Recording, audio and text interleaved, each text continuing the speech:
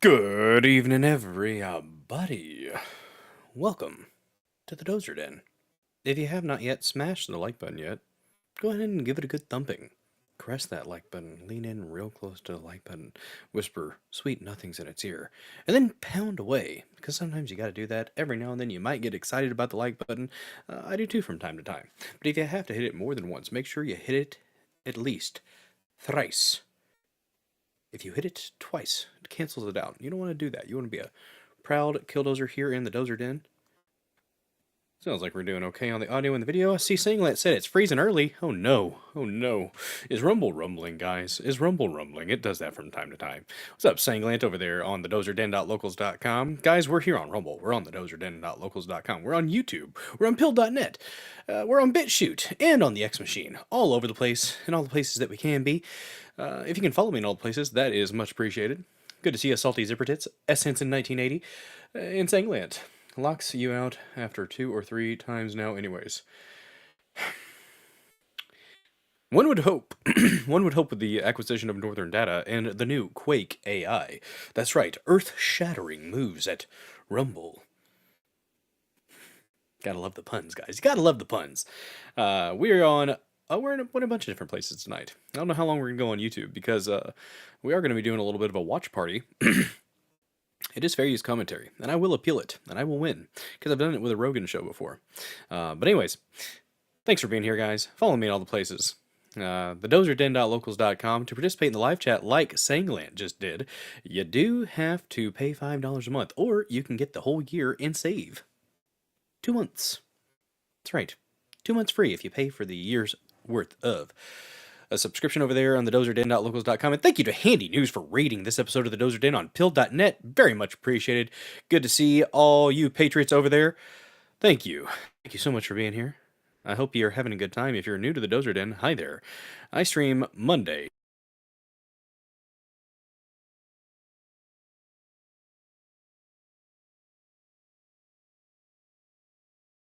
About Saturday streams, it's a hangout stream, a chill stream, a decompress stream. For all you amazing killdozers here in the Dozer Den, we might have one or two official topics, but for the most part, on Saturdays, it's about chilling, hanging out, having a good time, and music video requests for the Dozer Den DJ Hour, where you can rock out with your cock out, jam out with your clam out. Those are the only two options. If you're intersex, I ask that you please, for the love of God, pick a fucking lane. Boom. There's a sign. There we go. Sign. Bam. There we go. I hope it came up. It was struggling a little bit there. What's up, Mr. So Young Berg? And thank you, Handy News, for the red pill. And Chopside TMC, thank you for red pilling and reposting this stream before it even started. And thanks for the reposts and red pills from the Raiders. We love a good raid in the Dozer Den. What's up, Nightwolf? Good to see you. The thumb, you can't spam it anymore. Interesting. What's up, Mr. So, Handy News, Shark Nose, Just a Hunch, Pastor Shadowley, The Frank, 17 George, 76, Shackleford, Sheriff Hector. Good to see each and every one of you guys. Don't forget to smash that follow button, smash the like button, and holy crap, we got 420 gold pills. Okay, you said 420 gold pills, Handy News. I don't know if you know who this character... Oh, it's backwards. I don't know if you know who this character is, Handy News, but thank you so much for that donation. This is Sassy the Sasquatch. This is a lighter condom, also a fidget spinner. It's amazing. It goes and goes. But anyways, Sassy the Sasquatch is from a YouTube series called The Big Les Show. But there's an epic of Sassy the Sasquatch on YouTube. It's like an hour and a half. It is pure bliss, lo-fi beats, and awesome shenanigans from a pot-smoking, interdimensional, time-traveling Sasquatch. Thank you so much for that 420 gold pills over there on pill.net. What's up, the Frank? And thank you, Harry Toe, too, for that $10 Rumble rant. Turn in the chat a lovely, lovely shade of gold. And guys, I do love me some gold. I love gold. Yes, indeed. Appreciate the support, guys. Thank you for that. Dang, that gets us to $14.20. Guys, any stream that we do here in the Dozer Den, if we hit 50, that's right, $50 worth of donations, I'll put on a fancy hat. And I'm a man of many hats. I have many hats to choose from over here to the side. What is that, Handy News? Is that Bulma? Saving it. Yeah, watching Dragon Ball with your kids is a bit risky. I was just going to say that. Thanks, Handy News. Oh my god, that's funny. Love it so much. This is in Seattle. Thank you so much for sharing, Harry Toe. You know what? Oh, found a great new song, Sanglant. Nice. First request from next music stream isn't the video. You have to stroke streaming it. Nice. I'll have a stroke streaming it. Interesting. Okay, Harry Toe, let me check out what you got here. You know what? Harry Toe says, I love this so much. It's in Seattle. Let's check it out. And then we'll get into the topics. We have a couple topics tonight, guys. We are going to cover we're going to cover the Canada tragedy in Montreal, bad things, and also females should not be police officers on the front line. If you want to be a police officer and serve in another capacity, that's fine, but not on the front line. An innocent person got shot, and I think is dead, and that's because somebody panicked, and But anyways, fun stuff. Harry Toe has shared something that he just loves. It's good, wholesome energy, guys. If you haven't been paying attention to these foreigners coming to this country and enjoying the splendor that is America, the ranch dressing, the barbecue, the yeehaw, the howdies, the hey, how you doing? Yes, ma'am, no, ma'am. That kind of just general pleasantries from some of the people not in the big cities. That's one of the cool things. They're experiencing real America. I don't think necessarily that the big cities reflect accurately what America really is. I think you have to get into the red, the meat, the flyover land. And that's where you get the real American spirit. Not saying the people in the cities don't have it, but it's just a little bit different when you get into the more rural areas. And they're appreciating it, and it's cool, and it's nice to see, and it's wholesome. And you know what? The U.S. versus Australia World Cup game. We have a little thing here to share from Harry Toe. Thank you for putting that link out there, Harry Toe. Let's get it.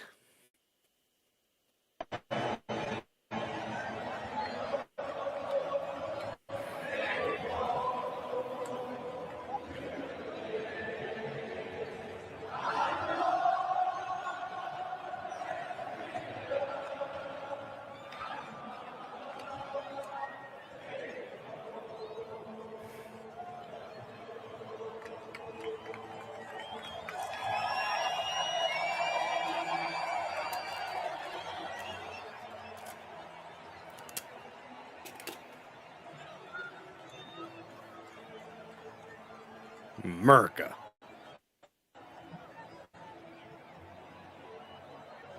I think the U.S. has won 2 of their games so far. I'm not really a soccer fan, but hey, get it, America. It'd be crazy if we beat the Canadians in hockey, like a sweep, full sweep, Paralympics, females.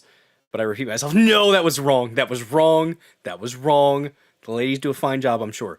And the men's hockey beat the Canadians. It'd be hilarious if we beat the rest of the world in football, as they call it.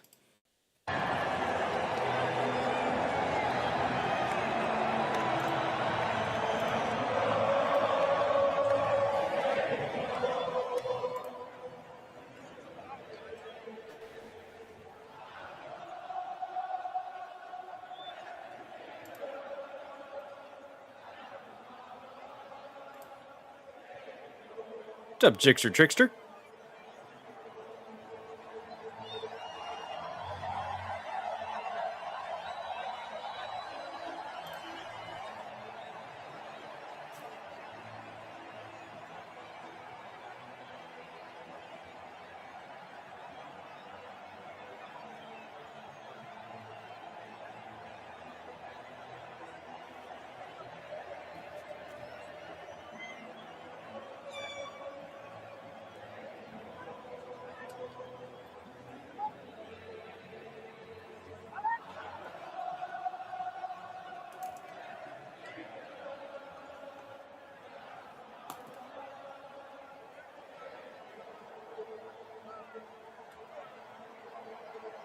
Beautiful.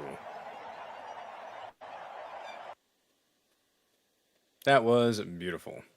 Well, look at that. The next one up to play is my live stream. Look at that. On the YouTube.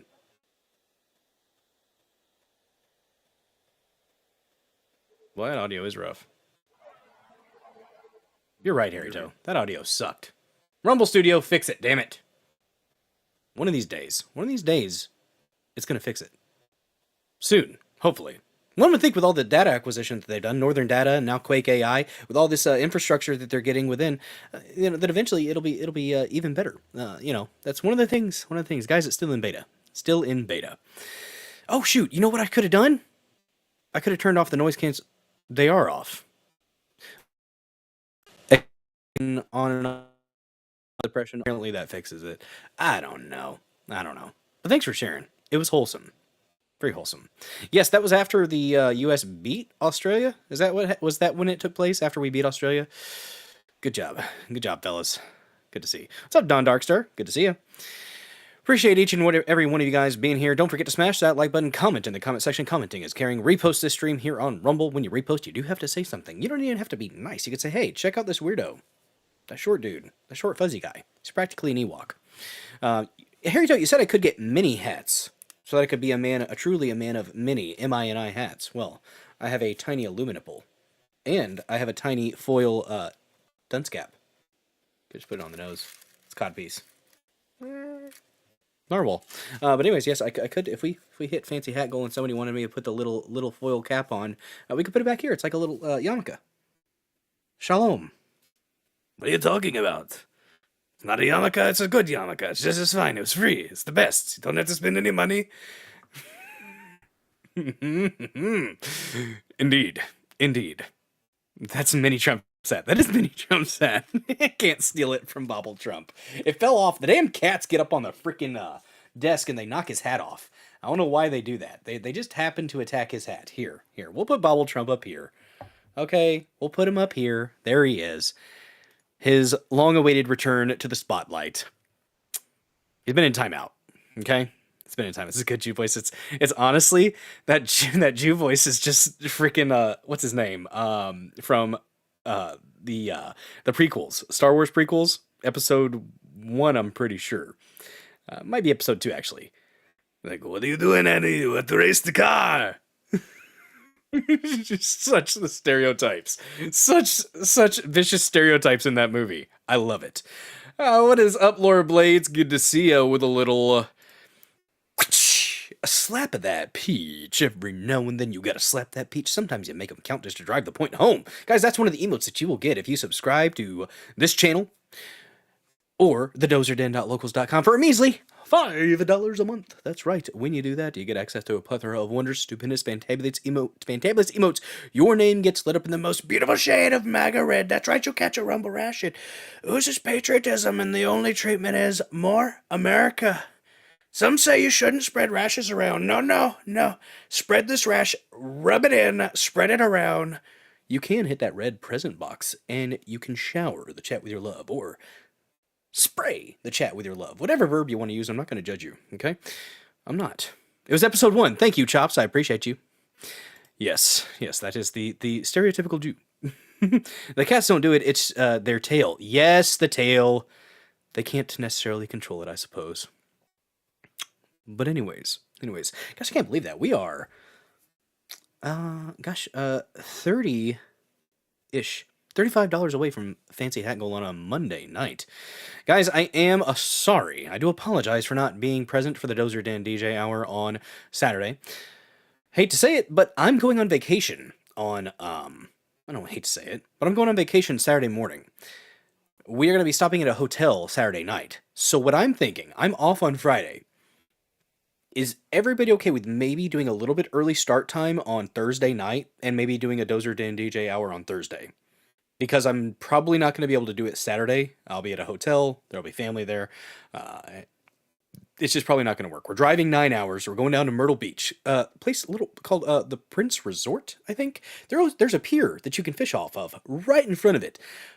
Somebody I know says it's got damn good fishing, and it's like $26 a day to rent out a sea-worthy pole and equipment, and I think I'm going to do that a couple times. For the day. You just go out there, $26.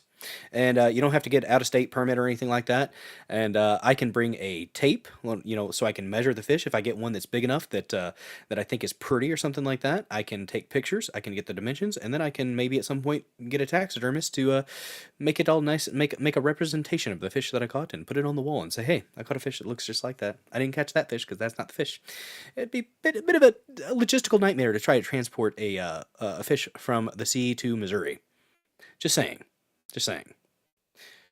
But anyways, yeah, we're going to be having a good time. I am bringing my streaming setup. I don't know if I'm going to bring my second monitor or not. I don't know if I'm even going to have a place to chill and do streams while I'm down there. We're going to be down there for like a week.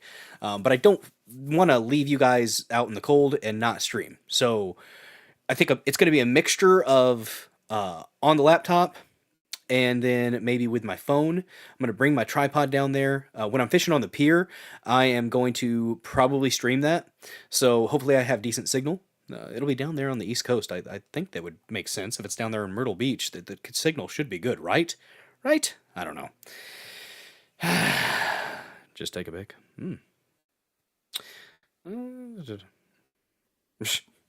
But ice and mail, just saying. I'm confused. I am. But anyways, gonna have a good time. Gonna be taking videos and shorts of the ocean. Oh, ice and mail. Well, you could do that, but I do kind of like the idea of being able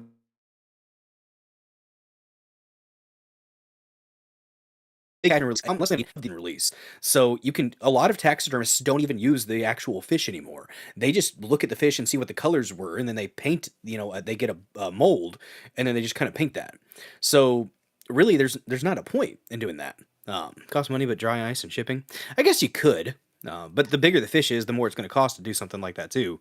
But yeah, we're probably gonna, if I get something pretty like there are mahi, there are some big fish down there, from what I understand, and you can get a setup to go actually fish for them. What the heck was it?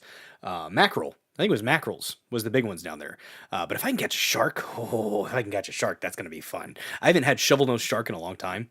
Had that when my dad took us out on a ferry off the coast of Florida when I was like 6 or 7, and he caught a shovel-nosed shark and blowfish and a flounder at one point too. It was a good time. Or find a taxidermist at the coast. We could do that, and then they could ship it to us. But I think a lot of taxidermists don't even use the actual body of the fish anymore, do they? I know I when I'm watching a bunch of fishing shows, they talk about it, and they're just like, yeah, most of them just get a few good pictures of it, get the girth, and then get the length. and they'll usually be able to give you a pretty decent representation of the fish that you caught. So, Don Darkstar, I'd rather just eat the fish. You know what? That's fair enough. I respect that. And that's one of the things too. I'm probably going to eat what I catch down there because I have not had fresh seafood that I've caught. Like I said, since probably that damn shark that my dad caught, that shovel-nose shark that he caught years ago. But gosh darn, that's coming up on almost 30 years ago. I'm 35, guys. I'm getting old. Getting quite old. All the people that are in their 50s and 60s like, what are you talking about? When it comes to 3 decades since I've been down to the coast almost, it's crazy. It's crazy to even think that way. Girth and length sounds dirty. Can be. But anyways. All right. But I have missed hanging out with you guys. I did do a fishing stream on Thursday last week. It was a short one, though. It was at a place that I haven't been yet with y'all. It was at a place called Duck Creek. Had some beautiful, beautiful shots of the sunset. I did see Harry Toya popped in at the end of the stream and it said it froze or something. I hope that's not the case. I know on X it didn't play at all.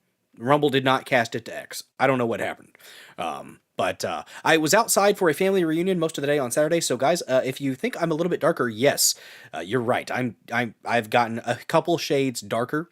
I didn't really notice it until this afternoon at lunch. I was in our little room where we eat lunch, and I looked in the mirror and noticed how dark I got. Yeah, I get dark when I'm out in the sun, and so I anticipate being a bit of a crispy critter by the time I'm done on the beach. I'll try not to, get the little lines from when you hunch down and when you got a little bit of a gut, which I do. If you scrunch down and you let the rolls kind of start to fold up, then you get lines. And I don't want to be a tiger, okay? Not that kind of tiger. It's not what I want. I'm actually not that bad. I'm not as chunky as I used to be. But how bad did it hit your credit score?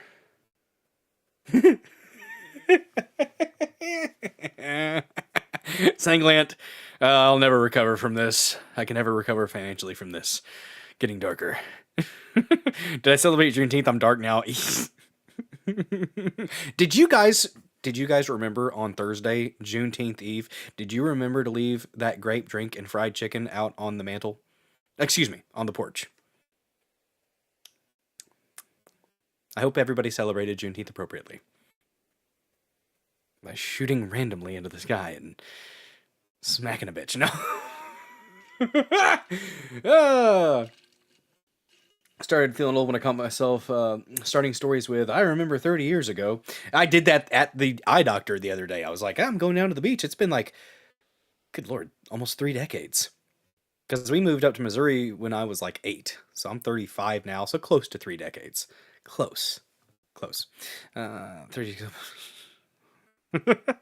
That's called dementia, salty zipper tits. No. No, that would be Alzheimer's, not dementia. Alzheimer's is the memory. Dementia includes memory, but also delusions and some similar to schizophrenia, kind of, at times. Guys, the family reunion was fun. There were like 400 people there. Lady Dozer's family is huge. And they're all pretty damn cohesive. It's cool. Very cool. Is there a puppy? Puppy where?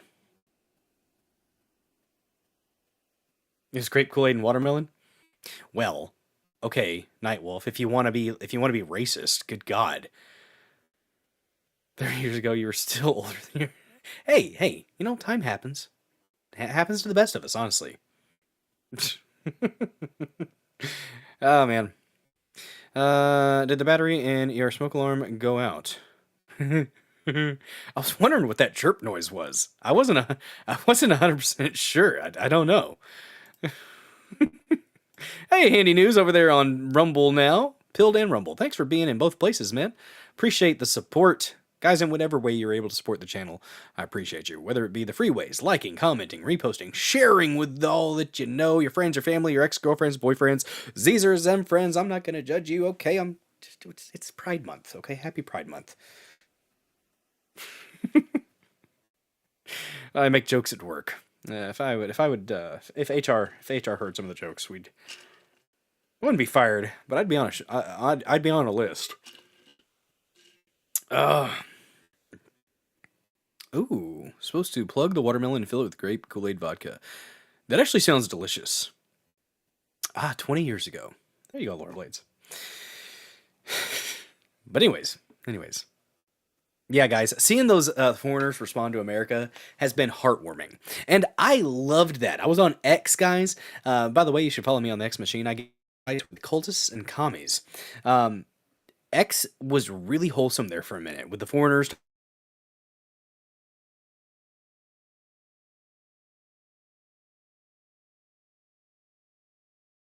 Darn it! Late happy Juneteenth to all the racists. Um, but anyways, let's see, 30 years ago was 96. I'd be in the surface workforce 2 years. Nice. I was born in 90. So I was in kindergarten at 96 in 1996. But good lord, I lost my train of thought. Runaway train. Runaway train. Um yep, derailed. So I was supposed to graduate. Oh, there you go. Man, that watermelon does sound good though. Watermelon with grape. You know what? It is a couple shades darker. I'm wondering how dark I'm gonna get down there at the beach, guys.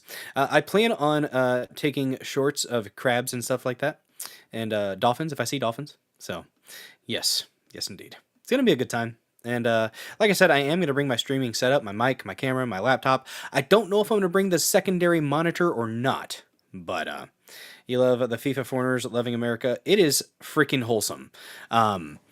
Seeing what they've been, it's crazy because a lot of them are like, no, you guys aren't. Wow, it's actually safe here. Like seeing the South Africans coming here, like that one's really makes me feel bad for the white South Africans, the Boer as they're called down there. They can't walk outside without potentially being attacked. It's disturbing, but you guys should definitely check my shorts out. They're pretty great. I have sunflowers. I have massive sunflowers in the garden. I have potatoes and a strawberry plant too. It's not the best garden this year, but the sunflowers kind of took over and they're doing their thing, and it's a good time. So they're smuggling ranch. Yes, they love the amount of ranch. We have such a we are ranch rich here in America. Apparently, they have like one type of ranch, and it's not that great. It tastes kind of garlicky, apparently, which I like garlic and ranch. Garlic, Parmesan, and ranch mixing together. It's a good little mixture. But yeah, they are happy with the ranch that's here. So that's cool. And it's nice to see people just happy to be here and just having a good time and relax. You know, one of them did point out that they were talking about ICE and they capitalized ICE. And then people are like, oh, it's a rough time. It's a weird time here in America. Don't talk about ICE. And he's like, you don't have to do that to yourself. Stop. It's just a comment about ice at Sonic or something like that. You don't have to make it political with everything. And I mean, when that response that he got is, oh, it's a weird time in America when they mentioned ICE, of course it was lefties being weirdos, but it's like, I mean, there's people on the right that can't separate the enjoyment of life from politics as well. I get a lot of my politicking stuff out here, but I am a political creature. That is kind of what it is. Uh, I also know that there's a time to relax, a time to chill, a time to just, you know what? Even if you see the thing, even if you think the thought, talk about something else for a little bit, just a little bit. Biltong. Oh man, I wish I had commands. Greg, Ohio. I'm on Rumble Studio. Rumble Studio does not play well with the Rumbot and stuff like that.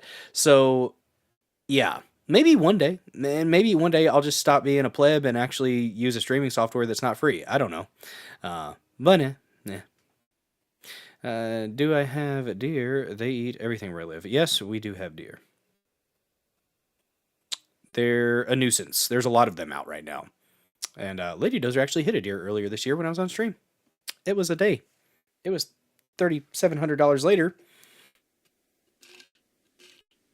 That sucked. It really did suck. But yeah, it's all good. We have some topics today, guys. We do. We're going to cover the Montreal incident shooting. Dude in camo was shooting up some officers. Shot the dude, the male officer. He was dead pretty quick from the looks of it. And then the female officer was taking cover. And then a rabbi, it was outside of a Jewish center or something, I guess. A rabbi like poked his head up and she just shot the dude, I think, in the head. And he dropped. And he was not the shooter. That officer, I hate it, but that officer she shot an innocent man. Just wasn't analyzing the situation and just bam. We'll play the video later. I don't. There's no blood, no gore. Just don't worry about that. YouTube should be fine with that. I don't know, maybe not. Tim Pool acted like YouTube wouldn't play it, but whatever. Um, become ungovernable. Become ungovernable. Fix your shit. Yes, yes. But yeah, that it's a sad situation. And then I guess she ended up surviving. Somebody else, I think, took out the shooter. I don't think she did. Um, Definitely, they were ambushed from the look of it, so they were not ready for it. I will say that reinforces my stance that females should not be on the front line when it comes to policing. It just doesn't usually go too well, and a lot of the times they have to resort to deadly force when a male officer would be able to physically subdue the suspect or the combatant. So if females want to serve in a way that is helpful and protect and serve in another way, with a different type of position that's not on the front line, fine. But I've seen so many times where officers, another officer with a rifle just kept hitting him in the chest. Good, good. I think she got hit because I hear at one point in the video her screaming. I think, just sucks. Just a sucky situation, and I hate that for the innocent bystander that got shot because she just looked and then popped him.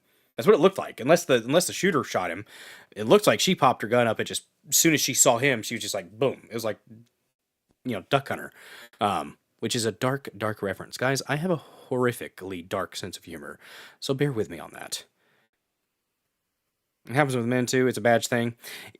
True, but statistically, it's just doesn't work as well.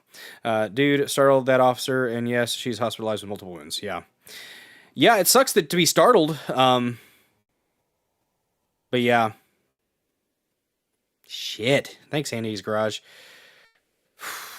Sucks. It just really sucks. Man. But after we do that, guys, we have a really cool interview that I wanted to share with you guys. Wanted to watch and react to it. YouTube should let me do the watch and react. If they copyright strike me, American Alchemy, I'll appeal that because it's fair use commentary. I am going to be reacting to it. I'm going to be talking about it. We have a couple directors that actually are creators. The Hollywood fellows who created the series Dark Skies, I think, that was released in 1997 or 1996. Brent Friedman and Bryce Zabel. Friedman. The Jews. No. No, they created a show called Dark Skies from 1996 or 1997. I've never watched it, but I've heard about it, and I think they did a remake of it, if I'm not mistaken. They went on with Jesse Michaels, American Alchemy, and just a little bit that I've listened to and the clips that I've seen, it is fascinating. They talk a little bit about Steven Spielberg. Guys, disclosure day. I went and saw it. I thought it was good. I enjoyed it thoroughly. Now, for people who've been paying attention, is anything going to be completely shocking? No, but it's cool to see some of the stuff that Spielberg clearly has an in. Spielberg clearly has sources within the government, within Intel, that are giving him stuff, and he clearly has he has sources that are giving him information.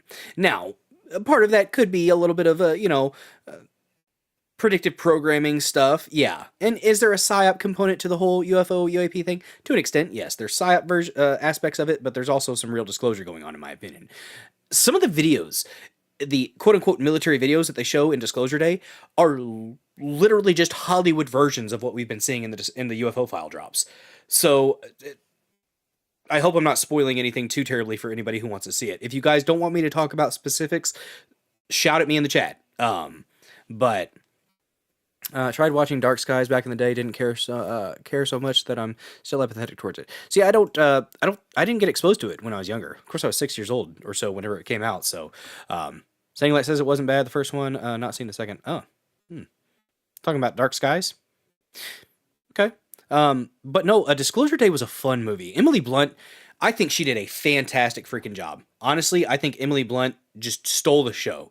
The rest of the cast did well as well. Colin Firth was the bad guy, the big bad. Really interesting. Spielberg had Blue Book's top guy on Close Encounters of the Third Kind. Yes, the Frenchman, right? Jacques Vallée. Yes, And that's where I think the drip drip, right? The predictive programming, the soft disclosure with stuff like, I mean, CIA and Hollywood are working in tandem a lot. Um, what was that op called? It escapes me at the time, but I think this is a dark road. Maybe. Um, darn it, what was it called? I'm blanking on it right now. But essentially, where the CIA worked with Hollywood to kind of push messages and things like that. The military does that too. So, like, you see a lot of military propaganda in Hollywood, which, hey, rah rah, I suppose. But yeah, I think Spielberg is a lot more aware of things than he lets on, and I look forward to more stuff coming out. The last UFO drop had some interesting stuff. I was really excited about the orb stuff because that's what I've been seeing, and I think I posted a short of that actually. Maybe. No, wait, I forgot to. I did recently find out, guys, found out my iPhone 16. It actually will record in 4K and 60 frames per second. And I did get a better shot of one of the orbs, like, the little lights that I've been seeing, the funny lights. Me and my kids call it funny light hunting. Dr. Alan Hynek. See, I was talking about Jacques Vallée was involved with Close Encounters of the Third Kind as well, but he wasn't with Project Blue Book. Rumble dipping down to where I bought it at. Oh, well, shoot. Buy the dip. But anyways, yeah, the 60 frames per second and the 4K, I think is going to give me better night recordings. So we'll see. I'm going to try to get a little bit better videos so that I can post them and share with you guys. But J. Allen Hynek, the head of Project Blue Book, was advisor on Close Encounters. Thank you, Harry Toe, and also handy news. But Jacques Vallée was involved with Close Encounters of the Third Kind as well, right? He just wasn't involved with Blue Book. I could have sworn I've heard that before. Women don't. Yeah. But yeah, interesting stuff. You're about to double down if it drops a little more. Get it, salty zipper tits. One of the things that's been going on with Rumble is they are shorting the hell out of Rumble stock. I don't know what they can do to fight that, but it's crazy with such big moves like with the data acquisition, the acquisition of Northern Data. You would think that you would start to see some bumps in the stock, but I don't know. Let's see. Guys, if you haven't smashed that like button yet, go ahead and smash it for me, okay? Back in the old days of Rumble, it used to be a plus sign. We affectionately refer to it as the plussy. You could smash the plussy, pound the plussy, wreck that plussy. Sometimes you gotta grab them by the plussy. It's consensual. When you're rich and powerful, they let you. Don't sue me. Don't sue me. But yes. Diamond hands. Get it. But actually, let me check and see. I think we have some. One of the characters was based on Jacques in Close Encounters. Oh, there you go. That's where I'm getting the Jacques Vallée connection. I thought he talked to him a little bit too. God, I haven't seen Close Encounters of the Third Kind in a long time. It has been a while. Let me get over to my bookmarks really quick here, guys. I have things to share with you. Speaking of some UFO stuff, we got Eric Burleson, fellow Show Me Stater, Southwest Missouri, not Southeast Missouri like myself. That's right, we call it SEMO here for short, Southeast Missouri. Eric Burleson, talking about some of the stuff. What are the FFRDCs? I'm not 100% sure. But he says, are one of the many repositories where sensitive UAP information may be housed outside traditional FOIA channels. There's more to uncover, and my office intends to get answers. Well, you get it, dude. Show us the bodies. Last time we talked to you, we were waiting on the feds to drop the newest information on UAP UFOs after we got that third batch of stuff. Mm-hmm. Your take on it? A lot of people are wondering why haven't we seen a lot of the really good stuff? Well, a lot of it lies in these middle tier areas. Right after the Manhattan Project, federal government was refining how it's going to retain a lot of these secrets. So they created these quasi-private public entities that were called federally funded research and development centers. Basically, they're private companies. Dark Skies, the TV series from the 1990s. Dark Skies, the movie, freaked me the hell out.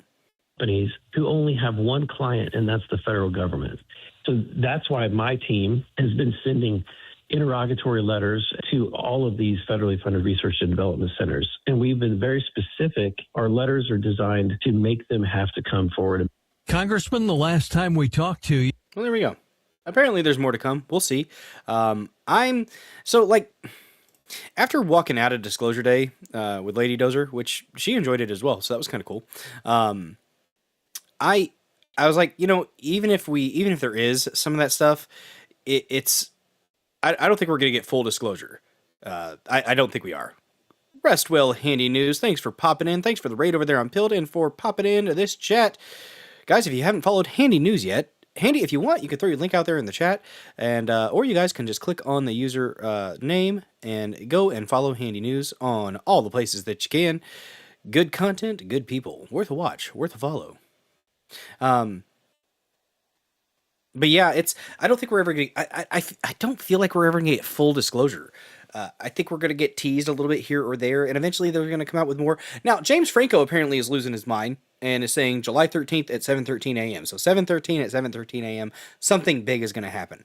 Probably a new series or a movie. He swears up and down that's not what it is, but I don't know. I don't know if I believe it. We'll see. We'll see. But let me see. I wanted to share anything with you guys before we get into this. All right, actually, let's go ahead and check this out. Let's go ahead and get into the story, and then I'll have a palate cleanser with a squirrel eating a dandelion, because why not? There you go, www.handynews.net. Check them out. There's the website. Give it a click. Guys, it's right there. It wants you to click it. It wants you to. Click it good. Thanks, Handy News.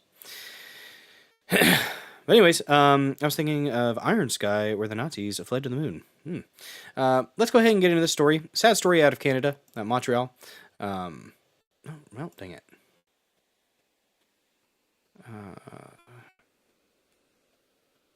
We got one of the videos. I saw a close-up video of this earlier. So I might have to find that in my bookmarks, but there's a cop. I didn't know that there was a cop here, but there's a cop here that got shot and ended up in front of the white car, and then a female cop ended up hiding behind this little wall here. And here's one clip. And prayers for the female officer and any of the other officers involved, and for the family of the innocent bystander that got shot.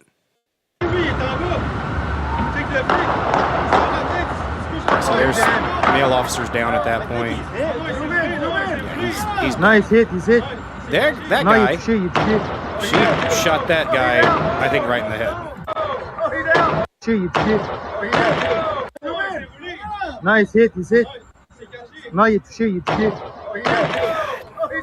That just sucks. I hate that so much. Because maybe the shots, you couldn't hear where it was coming from. I don't know. That just looks like a panic response. And that's not what you're supposed to be doing right there. I get it. She's a human. You're a human. But you just killed an innocent man. Because you got startled. He should have stayed down. I'll give him that. Like, crawled. But that sucks so bad. I hate this so much.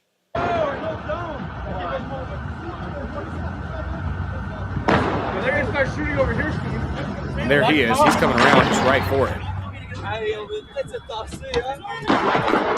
That cop's gone. And apparently there's a big manifesto where he spewed incel ideology. Of course he did. That's what they always do. Yeah.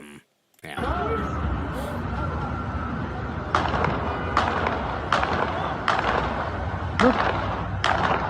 He's there, Mick. Is that a bolt action? What is he? He's loading from the top. I hate the camera guy. Film with the camera sideways. Eesh. Yeah. At that point, she was shooting at anything that moved. Yeah, which isn't good. That's not what you're supposed to do when you have a gun. You are supposed to go in. You're just not. I'm sorry. I haven't been in that situation, but I've been in some pretty hairy situations in my life, and I didn't react like that.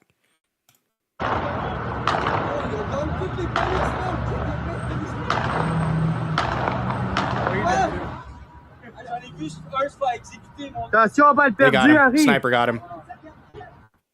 Or the rifleman shot him. I think there was a guy over here. I think I have a better video, if I'm not mistaken. Let me check real quick. Oh, by the way, guys, you can follow my Discord. Discord, locals, all over the place. Let me go back to my bookmarks. Go to the Dozer Den topics. Oh no, I think I posted this. So let me go up here. Looks like M1A, by the way, is loading from the top. Is that how many? I don't know. I'm a bit ignorant on the M1A. How many shots? How many rounds can you get in that weapon?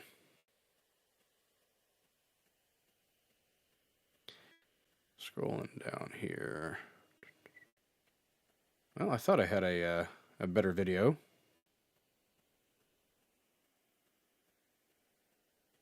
Yeah, that was the one that we just watched.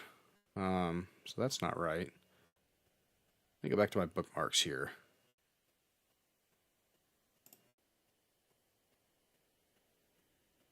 I'll try to find this. I thought I had a video that was a little bit closer up. And we do have an article here. By the way, link to the article is in the description, and link to the video, the show that we're going to watch with Jesse Michaels is also in the description. So, you think 7? I think it was, but I'm battling 10 today. Oh, there you go. I thought I had a better video of that. Anyways, I digress. Let's go ahead and get into the article about it. A little bit more information here. It's crazy though. I will say this: that it was like not easy to find articles on this. What's up, Hamburglar Helper? Good to see you. The fuck you didn't get a notification? Damn it, guys! Don't forget to hit that notification bell. And yeah, sometimes Rumble doesn't send in the notification. Hamburglar Helper mod in the chat. Good to see you, bud. Thanks for being here. Let's go ahead and get into this article here. It's from CNN. I was trying to find articles on it, and guys, it was very, very sparse, the coverage, not going to lie. Not sure what that's about, but I guess maybe people are focusing on Iran and stuff, and I don't really want to anymore. I'm done. Done with the sand people. Stop it. Stop it. Officer among 2 killed in a Montreal shooting that sources say appeared to target police. Suspect is also dead. Good. Yeah, murderers. I'm okay with murderers being ended. Yes. Harry Toe with a bacon thumb. Bacon thumb. Bacon thumb. 2 people are dead, including a Montreal police officer, in what law enforcement sources believe was a shooting targeting police. The shooting happened Monday afternoon in the city's most populous borough, Côte de French word. Neges? And ended after a shootout with the suspect, who was also killed. A second officer was transported to the hospital in critical condition, but she is now stable. Montreal Police Chief Fatty... Damn it. This is a serious story, guys, but these names are funny. Fatty Dagger...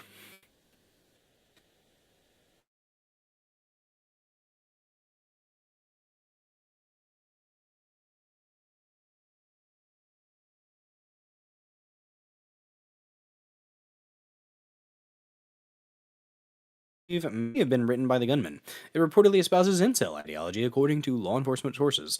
Authorities have not yet identified the victims of Monday's shooting. Less than 5 miles from the skyscrapers and frenzied metropolis of downtown Montreal, Côte de Neige is a quieter, modern residential bubble.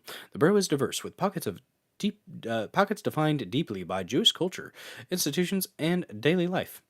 The tranquil normalcy was shattered early in the afternoon as residents remained under hours-long orders to take shelter and lock their doors as authorities investigated an armed and dangerous suspect. The last time a police officer was shot in Montreal was 24 years ago, said Ian Lafreniere, a minister of public security of Quebec. Here we have him talking about that. Our world has changed, unfortunately, so we need to react to that. But Montreal is a safe city, and that's the reason why we're acting today, because this is so surprising, because this is not the Montreal that we know about. Last time a police officer was shot, this is 24 years ago, and I do remember that. I was there. But, and I'm happy to live in the city where we're surprised with that, because this is not our day-to-day life. This is not what Montreal is about. Police were responding to a 911 call of gunshots and a gun sticking out of a window around 11:35 a.m. on Kari Boulevard when officers came under fire in the street. The chief said, "Police believe the suspect acted alone. Today, one of our own has fallen while carrying out his duty to protect and serve. And like I said, God be with his family. And appreciate him trying." Dagger told reporters, "A long gun used by the suspect was seized on the scene," Dagger said, "and police are actively working to secure the scene and search for any additional victims. Police have asked the public to continue avoiding the area, but have since lifted the shelter-in-place order." Heidi Doctor was taking a work call after dropping off her child for a haircut when an officer pulled up in front of her and pulled out their gun. She told CTV Network, a CNN news gathering partner. "All of a sudden, cops came swarming. Doctor said her other child had arrived to the hair salon just minutes before the mayhem began. Doctor tried to stay in her parking spot, but she eventually had to get out of the way and pull into a nearby side street," she told CTV Network. She waited for hours communicating with her kids by phone as they hid in the back of the salon. Premier of Quebec, Christine Frechette, said she's asked the president of the National Assembly to lower the Quebec flag to half mast. "I would like to thank the police officers, first responders, emergency personnel, and all those working on the ground," Frechette said. "In the face of this ordeal, we'll remain united, supportive, and determined to stand by all those affected." Yeah. So, thank you, Chops ITMC, for gifting the cookie over there on pill.net. "Don't feel shame pronouncing French as a native English speaker. English is the language that happened when Germans learned Latin and shouted at Vikings." Thank you. Thank you so much, Hamburger Helper. This is fake news. You banned all guns. Damn. Fake news. You know what? I fell for it. Hamburger Helper. Trouble in Frostbakistan with this story. And we got ourselves a $1 donation over there on pill.net, guys. And if it was over here on Rumble, it would be blue. And when the chat goes blue, we have to play one of the blue sounds. That gets us also to $15.20 on the night. Thank you so much for that support. Sorry for the freezy. It happens whenever I'm scrolling through my media on Rumble Studio. One day it will be perfect. But today is not that day. Thank you very, very much for that.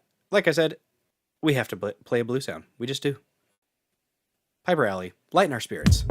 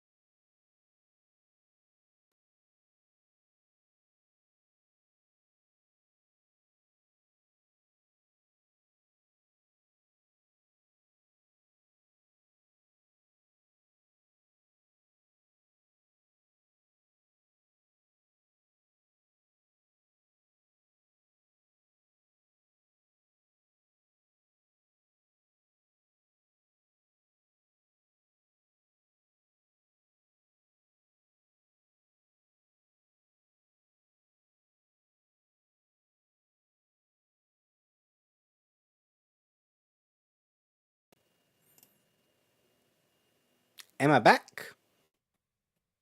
I hope I'm back. I did a refresh. Bill is not broken. Bill is here. Huzzah. Harry, thank you for being on YouTube as well. Yeah, we did a refresh. Refresh! Do not refresh. Yes, refresh in this instance. Yes, we have to refresh. Studio does that periodically. I am going to be communicating with the sport team about that. They actually respond to my messages. So, and yeah, when I do have some people that I can contact with actual direct lines to that. So hopefully they can get some stuff fixed. I don't know. I'm kind of okay. So I get that Rumble wants to diversify. I do. But I really, really hope they don't start focusing more on the AI and the data, like storage stuff. They're talking about all these megabits and things like that, and that's great. And the compute's the new thing. They have something compute. Okay, that's great. I'm glad for you. But please don't forget about the streaming stuff. Don't forget about the video hosting platform that you have here, that it has hella amazing potential. You just gotta give it a little bit of water, give it a little fertilizer. Okay, your color is green. Make something. Thank you guys for letting me know we're back in the chat.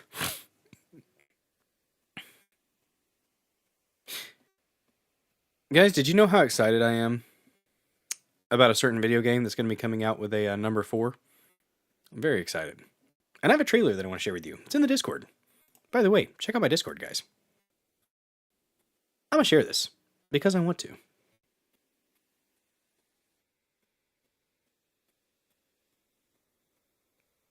Oh, is it not going to play? Damn it! It's going to do that thing where I got to click the thing. Give me a sec.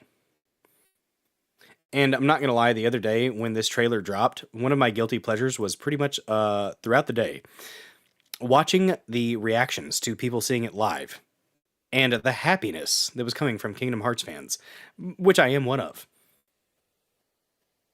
Yes, very one-dimensional when it comes to games. And this is a game that I could see myself streaming. I don't know. Wait. We gotta go back.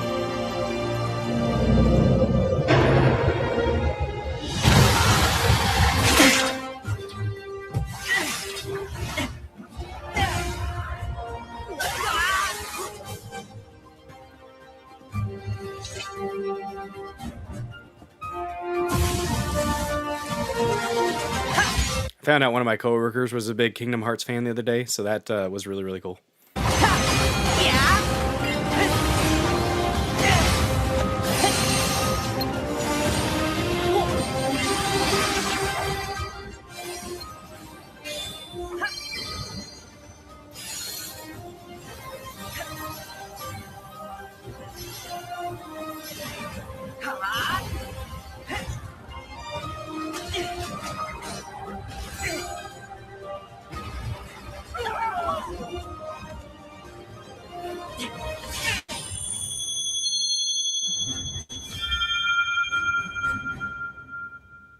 You grew up with Pong. Everything past that is a win. There you go. Yeah, I'm super stoked about this game. I've read it, and I still think, ew, Discord. Fair. A lot of Discord is run by gay furries. Yes. I'm not just talking about me on Saturday nights if we hit $100 worth of donations, by the way. Happy Pride Month. But anyways, that CNN story did not give a lot of information about the fella that was shot, the innocent bystander. I think he was a rabbi. Real crazy. Unreal Engine 5, maybe. I don't know, Greg Ohio. It looks good. Like, even the gameplay looked so freaking good. And I liked Kingdom Hearts 3. I loved Kingdom Hearts 3. A lot of people hate on Kingdom Hearts 3 because it doesn't have a lot of Final Fantasy characters. When, to be honest, the last, fourth of the game is all, organization characters and anime-looking characters and Final Fantasy-looking characters. So, you know what? Quit your bitching, all right? The worlds were expansive. They were fun. There were a lot of tasks. There was a lot of really cool gameplay. A lot of you hit the button and it does a whole bunch of cool fancy stuff and you kill the people. But anyways, in the game, can you send me a link to Discord? On there, but I can't get into my account. It says someone tried to access. Oh shit. Oh, you might have been hacked, Hamburglar. If somebody tried to log in from a different location, you might have been hacked. There were quite a few people that were getting hacked the other day. I've got the link in the description, actually. If you look in the description, there is a brand new invite link.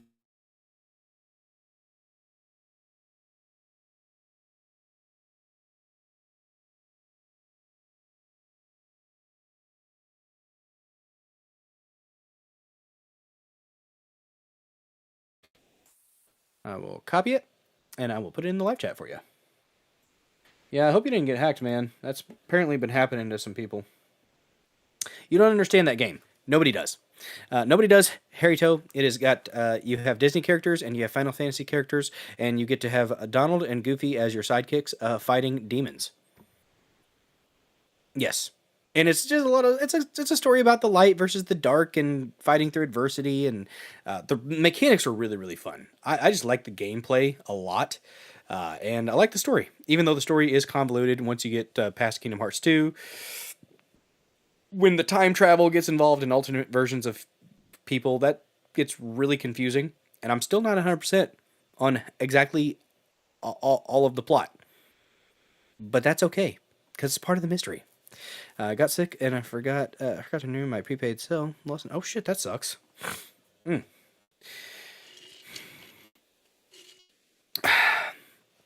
anyways, guys, do you guys want to get into the American Alchemy with the Dark Skies creators? I really enjoy it. Should I stop the YouTube stream so I don't get a copyright strike, or just appeal it and try to state my case? Because I will be reacting to it as we watch it. I don't know. I think I maybe should go ahead and end the YouTube stream. If you're watching on YouTube, hi YouTube people. I appreciate you. We're getting more views on the live streams, guys. I don't know if it's because I've been putting a bunch of shorts out there and the shorts are getting a lot of views on YouTube, but to the people that are watching on YouTube live, thank you. I appreciate you. And to everybody else watching wherever, but yes, interesting, goofy, and gay. Yes. Yes. Unironically, it pulls you in, and especially if you've been playing since you were like 15, like I've been. Like, I remember playing Kingdom Hearts 1 before they fixed the gameplay mechanics, because it was rough. Oh my gosh, it was rough. And then like you fight Sephiroth, and what are you doing? This little dude, it's like 12 or 13-year-old kid running around with a dog person and a duck person fighting Sephiroth. What the hell? Yeah, Harryto, whatever you want. I don't want to risk getting a copyright strike, but I could win the appeal. I've done it before. I have. We'll keep it going. Screw it. Keep it going, YouTube. Screw it. We'll do it live. Why not? But let's go ahead and get into this. Hollywood, the CIA, and UFOs. The history beyond Spielberg. All right. American Alchemy. Don't copyright strike me. I'm sharing. Guys, click the link. Give him a click. Give him a like. Let him know. Let him know that you found him because of Bulldozer. Yeah. There you go. I think they kill your account after so many times. Yeah, it's possible. Let's get into this, guys. The clips that I've seen from this are quite fascinating. It's going to show a couple juicy ones at the beginning. We'll go ahead and play them, I guess. I thought about skipping ahead to 250 when it actually starts. But let's go ahead and give you the tease. They are quite teasy. There you go. You got in. Good. I'm glad. Give me a dog and a duck, and I will rule the world. That's what Sora said. The main character of Kingdom Hearts, his name is Sora, and he has to find Kairi. It's his girlfriend. Deposit box for about 10 to 15 years. I go, what is this? And he goes, Secrets of the Universe. Whoa. Good night, folks. They're going to tell us like when to write and how to write. So how would that work? You would give us ideas that you would want us to put in scripts? We didn't take the deal. Do you guys think that any other directors in Hollywood have taken similar deals? I am much more inclined now than I was when I made Close Encounters to really believe that we're not the only intelligent civilization. And that's because they've told you things, Spielberg. Can't lie to me. That's from Disclosure Day, by the way. I thoroughly enjoyed Disclosure Day. There are a lot of people hating on it. I loved it. I think Emily Blunt did a fantastic job. I think he did a fantastic job. I think this guy over here did a pretty decent job. Colin Firth as the bad guy, Scanlan. I think they based him off of a real person. We'll check that out at some point. Yeah, Glenn Tracy or Gacy, something like that. Glenn something. Fascinating stuff. the universe.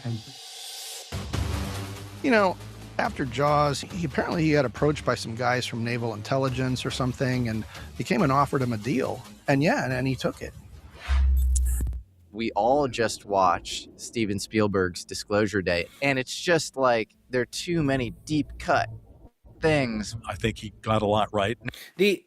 Okay, so One of the things in Disclosure Day is they call them experiencers, which is not unique to Disclosure Day. It's unique in the UFO alien abduction community. Those that experience encounters or abduction. It like freaked me out a little bit. I don't know why it freaked me out, but maybe I've got some repressed memories from my childhood. I don't know. Whatever. I mentioned that to my wife, and she goes, "Yeah, Bill, you probably do." But anyways, it just made me like anxious, like as I was watching it when they were going through like the scenes where they had replaced their actual memory with something else, and they did a really interesting job. I've heard part of the lore of like with encounters with the others, the ultra terrestrials, extraterrestrials, whatever, is that they'll present themselves as something non-threatening, like an animal. A lot of the times it's been reported to be an owl, I think. The Fourth Kind kind of touched on that, although The Fourth Kind bugged me because it portrayed itself as actual footage, but it wasn't. And as you watched it, you figured that out. Yeah, it was unsettling at times when it was going through the memory repression kind of stuff. I don't know, but No, he gets a lot right every time. I had a whole previous disclosure experience. This when guy I was did a great 18. job. We lived right next door to this family, a guy named John Harrington, his wife Lois. He goes, "Listen, I got a new job. I have a higher clearance level than the president. Aliens are real. They're here, and I've seen them. Reality is not what we know." This is what I'd agree with that. I don't think we've been told the whole picture, presented the whole picture of reality. kicked off decades of high strangeness. I have seen 6 people die in pretty horrific ways, like Final Destination type, but I was in the middle of them. What? So I lower the paper, and there's a woman standing at the foot of my bed. Her eyes are 2 black circles that are undulating. You also Or we could not do that, Jesse Michaels. Oh, God. Nope. That's a nope. The Close Encounters main character was an experiencer. Yeah. I haven't watched Close Encounters in a minute. saw a Nordic alien. I did. On Orcas Island. And he said, Ignition sequence start. How is this possible? Nothing too unusual about that. Their existence cannot longer be denied.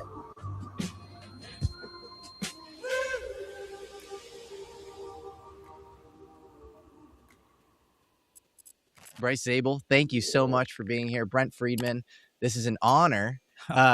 This couldn't be more perfect timing. I would say if you have the girl popping up at the foot of your bed with the black eyes, that could be a demon. I think some of the experiences that people encounter are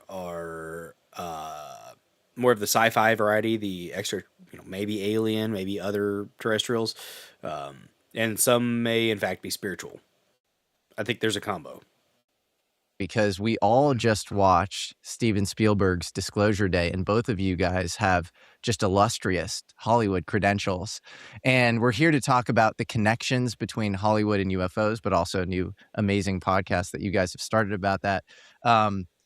Bryce, you are the former chairman and CEO of the Academy of Television Arts and Sciences. You've created 5 primetime TV series. Thanks to Wild Irish Dark Rose. Skies, which you co-created. Appreciate you. Yes. And it is And thanks just for the incredible. repost It's on kind of a cult X. classic, and I want to get into a lot of themes there. You were a writer on Taken with Steven Spielberg, and you co-authored AD After Disclosure with Richard Dolan, obviously legendary UFO researcher. I know you guys do a lot of media together as well. And Brent Friedman was Taken with Jodie Foster. Was she the lead of in Taken? I think she was, because that movie freaked me out because her kid kept getting erased from everyone's memory. You were a writer-producer, obviously Dark Skies, Mortal Kombat, Star Trek Enterprise, Star Wars, The Clone Wars, and many others. And you have some very interesting stories as well, which you guys share on your new podcast, Sound, Light, and Frequency. Thank you both for being here.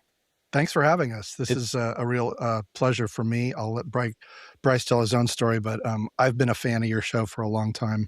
Listened to so many episodes and learned a lot. Not Taken. We talk not about Taken your with show all Liam the time. Neeson. We keep doing shout outs. There's a different Taken before the Liam Neeson. I will find you. I will kill you.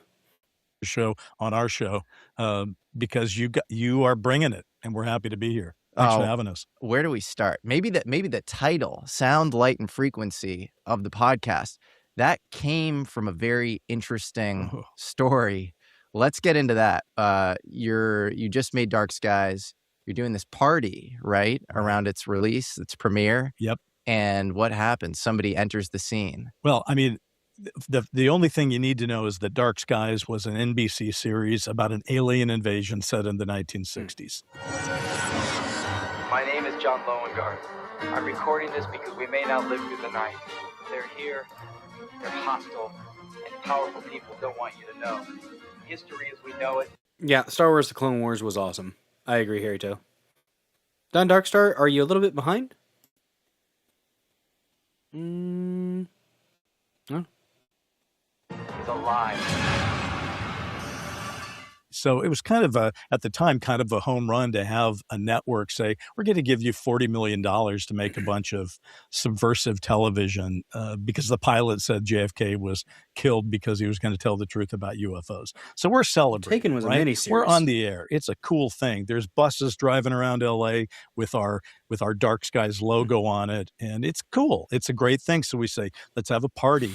And we have it at my house, the same place I live today. All right. And there's 200 people in the backyard, which is a lot of people. It's a nice party. But Brent and I, we know every single one of them because we're running the show. And these are network executives, studio executives, casting crew. Yes.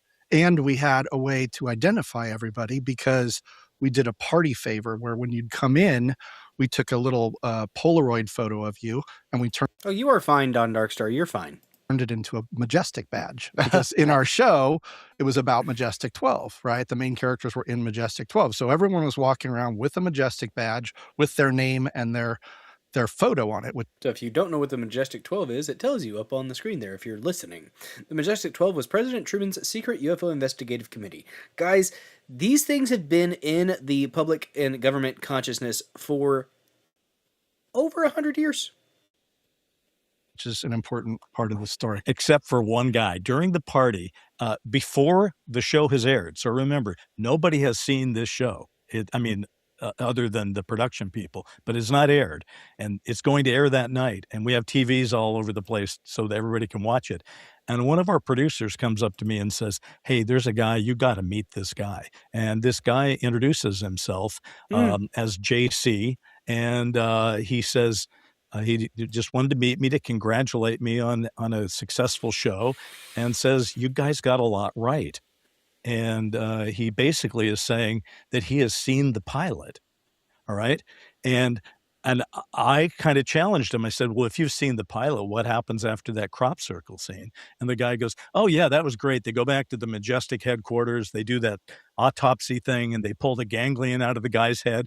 And I'm looking at him going, well, yeah, that's exactly what happens. It was very unnerving. And the baton gets tossed to Brent here because I basically had 200 people in my backyard. I got people saying, where are the appetizers, right? And I've got people saying, the network guy wants to talk to you and say something. Mm-hmm. So there's a lot going on. I don't know this guy. And I say, look, I don't know you. I don't know exactly why you're here. You were not invited. You should leave. Mm-hmm. And then I left and thought he'd escort himself out of the party. I had other things to do, but that's not what happened. Cut to Brent. This is my first TV series. So as Bryce said, huge. It's on NBC. It's the lead of their trilogy night. I'm at a premiere party with all of these like big wigs in Hollywood. But I've seen the pilot at this point 100 times, right, through all the editing and the post-production. So I'm less interested in watching it on the... Not going to lie, it makes me want to watch the series Dark Skies from the late 90s. Monitors with everybody. About halfway through, I lose interest, and I'm thinking, I just want to find a place where I can like go out into the backyard and look at everyone and watch them watching it. So I go out by myself, and I'm just standing out there, and I hear a rustle in the bushes behind me. And I kind of turn around and some guy walks out. It's a creeper. He's got his pants around his ankles. Watch yourself. And he does not have a Majestic badge. Right. And so I'm already thinking, decidedly not Majestic. I don't know who this guy is. Like, and he's like, hey, Brent, how's it going? And I'm like, and I don't know his name. And I'm thinking, is this like an NBC like marketing executive or something? But he knows me. I go, that's going pretty good. He goes, yeah, you guys got a lot right. Now, sidebar, in that moment, what that meant to me was I had a whole previous disclosure experience when I was 18 with a guy who was a family friend that was in the Reagan administration. We can go into that later. But I took some of those ideas. I told Bryce over a lunch about them, which is what got us making Dark Skies. What's up, Gene So there was some Dano? truth in the show. And this guy is suddenly standing there saying, you got a lot right. And then he says, you must have talked to someone. And I felt my whole stomach cinch up. Cue the eerie music. And right in that moment, I thought, I'm going to jail. Like, remember, I'm just like, I'm what, 40, 35, I don't know, I'm like mid 30s, first TV show. And I'm thinking, here I am on the precipice of greatness. And there's because the guy looks like a cross between a frat guy and, a typical FBI agent, kind of clean cut, round 30. He's got a white press shirt, navy blue blazer. So what you're saying, other than me being above 30, like me, looks like me. You're too old to be a spook. Got the jacket and the shirt, the collar. So here's this guy, and I'm like, I'm seeing my whole life. I love that name, Spook. Flash before my eyes. And he goes, but you also got a lot wrong. And that's why I'm here. Oh. And I'm like, I'm thinking like, who is this guy? And so we start to talk, and he lays out that he is from the Office of Naval Intelligence, and they would like to talk to us about a deal where we could get access, we could get information that we could then help them with their slow drip disclosure program. And just to complete now that this now, okay, so it's from the government. So I inherently don't trust the government. But also, it seems like some of the stuff is slow drip disclosure. To what end, I'm not sure. I think there is a PSYOP component to it, yeah. But I don't want to discount the things. But maybe some of the slow drip disclosure, soft disclosure that we've been getting through film is to prepare us for what is actually.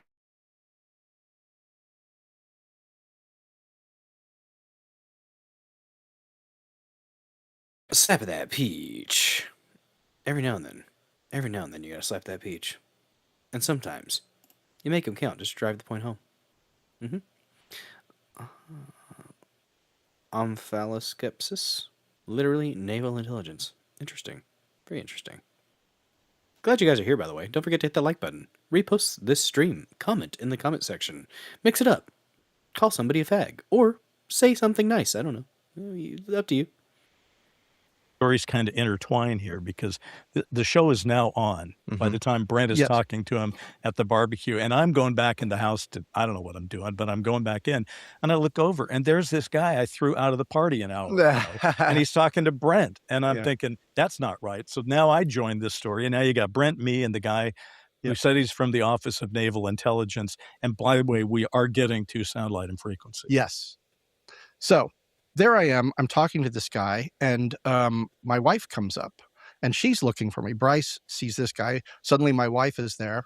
So there's. Do they just accept that he's Office of Naval Intelligence, or do they get any credentials? I missed that part. Did he prove that he was part of the Office of Naval Intelligence?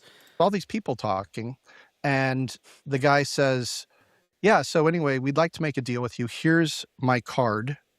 And he gives me the card, and all it says is J.C. with a 310 number on it. Nothing else. That doesn't sound official credentials to me. Give me a call, and we can talk about it.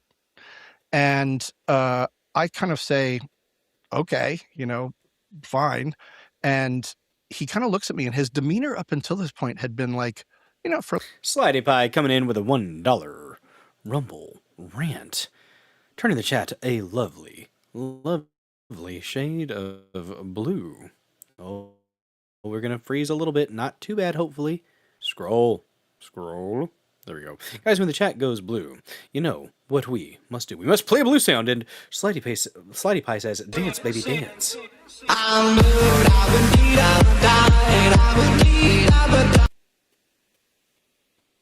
Yes, indeed.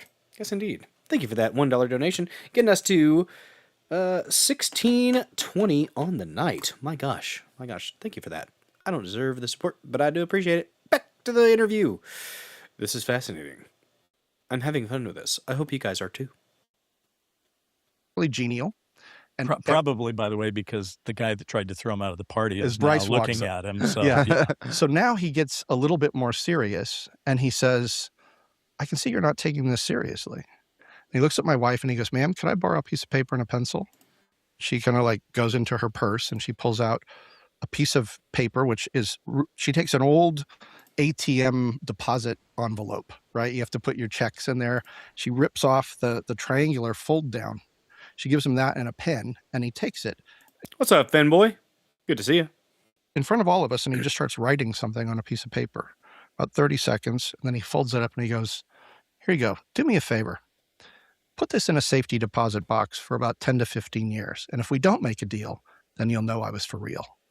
So I take it from him and I kind of look at it and I go, and it's an incomprehensible like formula thing. And I go, what is this? And he goes, sound, light, and frequency, secrets of the universe. Good night, folks. Huh. And he turns around and walks out. Whoa. Is it a math formula?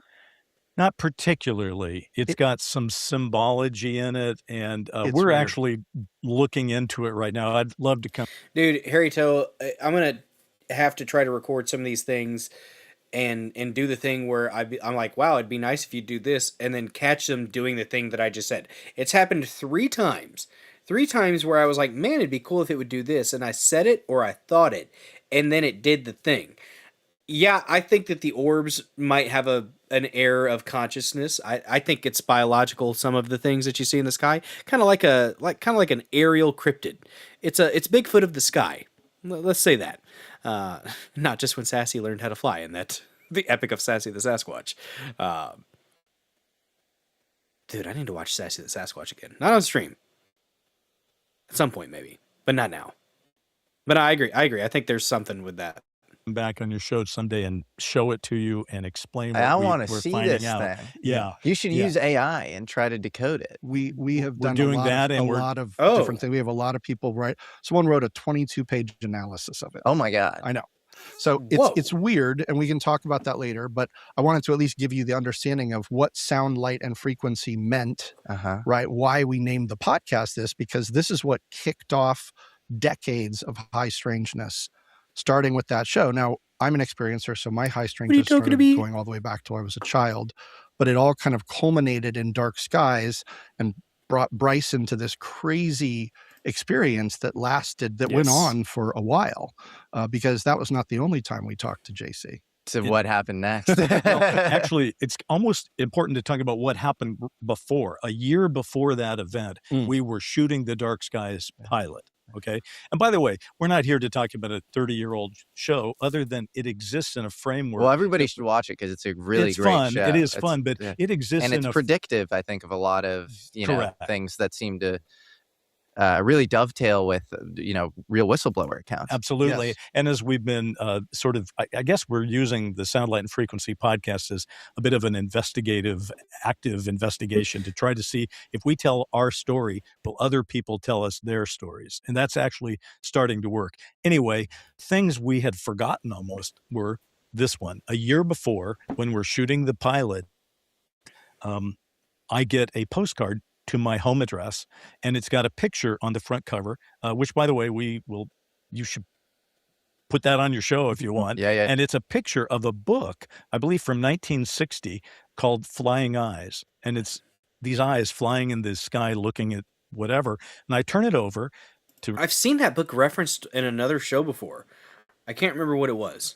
Read the postcard, and it's been typed on an old style manual typewriter with a very black ribbon, and it's all in caps. All right. And it's not like Tom Hanks used in, Band of Brothers and all that kind of old thing. And instead of it being a sentence that goes across all in caps, it's 4 words: 1, 2, 3, 4, stacked on top of each other. And it says in all caps in dark black, "We are watching you."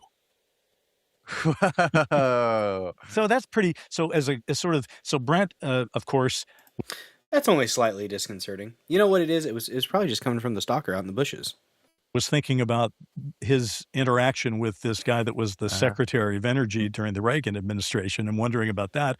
I'm thinking about these postcards that we got. So this guy didn't come out of nowhere, right? Yeah. Did not come out of nowhere. What do you think put you on the radar of any of these people? Do you think it would, had you already written Taken with Spielberg? No, that came after. That came after. But I had done There was another a Taken couple that they're of talking about UFO now? things. And of course, Brent and I were at that moment doing a very highly anticipated pilot. People were talking about it because of the way we sold. So they've had two Taken references. They had the Taken reference for the miniseries about abduction, and now they had the Taken reference to the Liam Neeson one. Well, that was just reusing the same name there. Big Mike in the Sky with Diamonds. Oh no. That was interesting, but that's another story. But prior to that, I had written the first Sci-Fi Channel original film, and it was called Official Denial, and it was highly ufological. I mean, it had everything from Majestic 12 to abductions to crash wreckage and organic spaceships and all this stuff in it. I have a particular set of skills. I will find you, and I will probe you.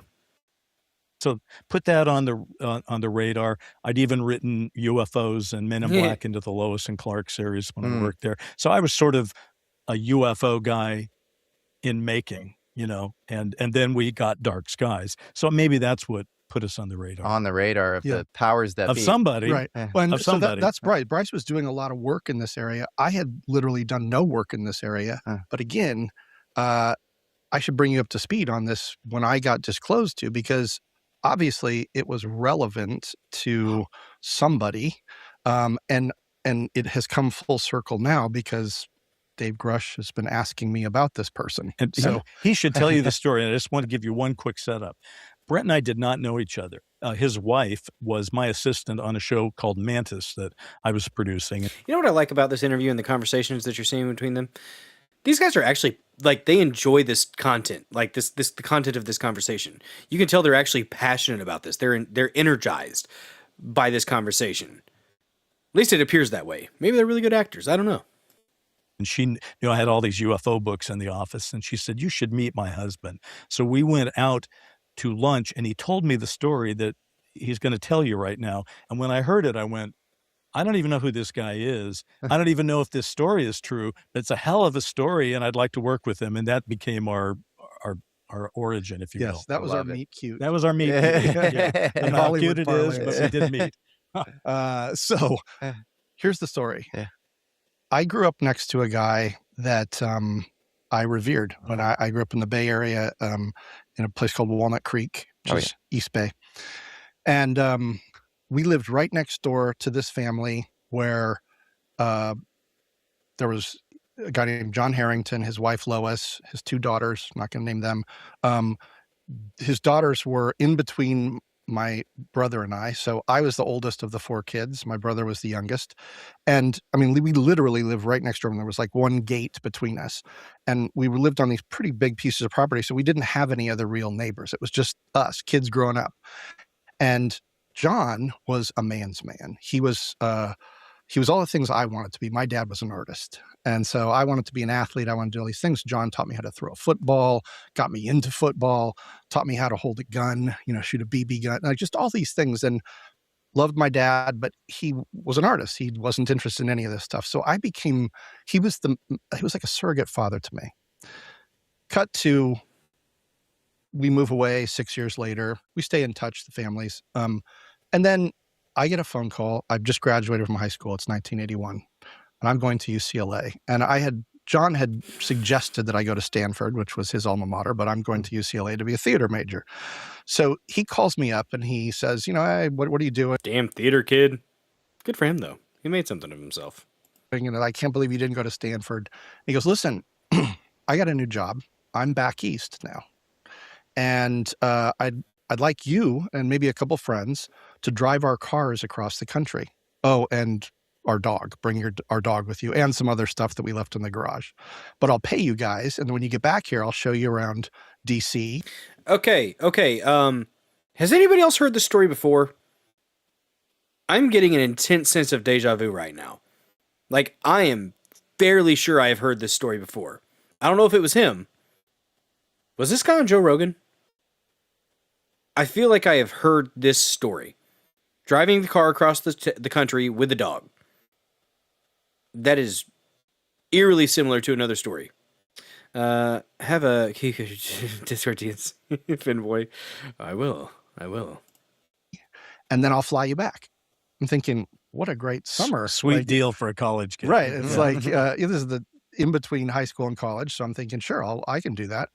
So he didn't say anything about what his job was, but actually we knew something was going on because about a year earlier or so, we had been approached, the family, by some like NSA or like CIA or someone that come in and asked a bunch of questions. I guess they were doing like... Finboy is a meme smith, guys. Finboy is a meme smith, and he did something.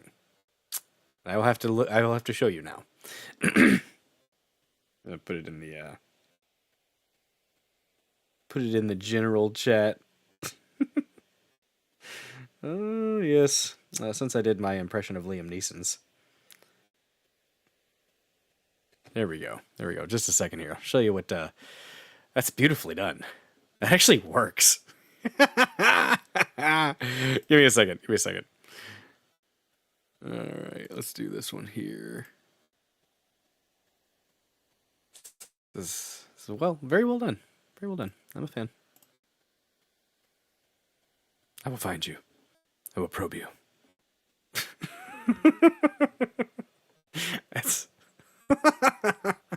I love it. Thank you. I said it. Thank you, Finboy. I appreciate that. Beautifully done. Round of applause. Round of applause for Finboy. Chops likes it. On build.net. Very nice. Rest well, Harry Toe. Thanks for being here, and thank you for the support. There we go. Bam. All right.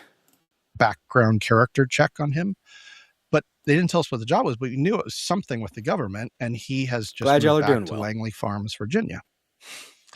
So, by the way, in 1981, we now know John Harrington was the Undersecretary of the Navy for, I believe, development or procurement or something like that. And I believe he went through Stanford on a naval ROTC scholarship. Okay, so Navy. And he will later become the Secretary of Energy in the second term. Department of Energy. There you go. So none of this means anything to me. He's just a great friend. He's like my surrogate dad. The drive across the country, I don't know why we weren't killed or put in jail many times. That's a whole other movie I've never written. We get to his house that night when he comes home, where everyone's waiting to have dinner because it's going to be like this reunion. And I remember kind of like waiting at the window, kind of waiting to see when all of a sudden a black Lincoln Town car pulls up. And he gets out of the back seat, and there's two Secret Service people that come in. And I notice he has a briefcase handcuffed to his wrist. They walk him into the house and into kind of off the entryway into his office. And they go back, and I'm kind of watching from a distance. No one will even make eye contact with me. And I'm watching from a distance, and he puts it into a wall safe, right? One of the Secret Service people leaves, and the other one stays in the house. I'm thinking, who is this guy? Like, Slidey Pie coming in with another $1 Rumble rant and getting us to $17 on the night. Thank you very much for that $1 Rumble rant. When the chat goes blue, we must play one of the blue sounds. Slidey Pie has requested that lovely Piper Alley with the bagpipes. She does many covers, guys, many covers. But one of my favorite happens to be the blue dabba-dee-dabba-die.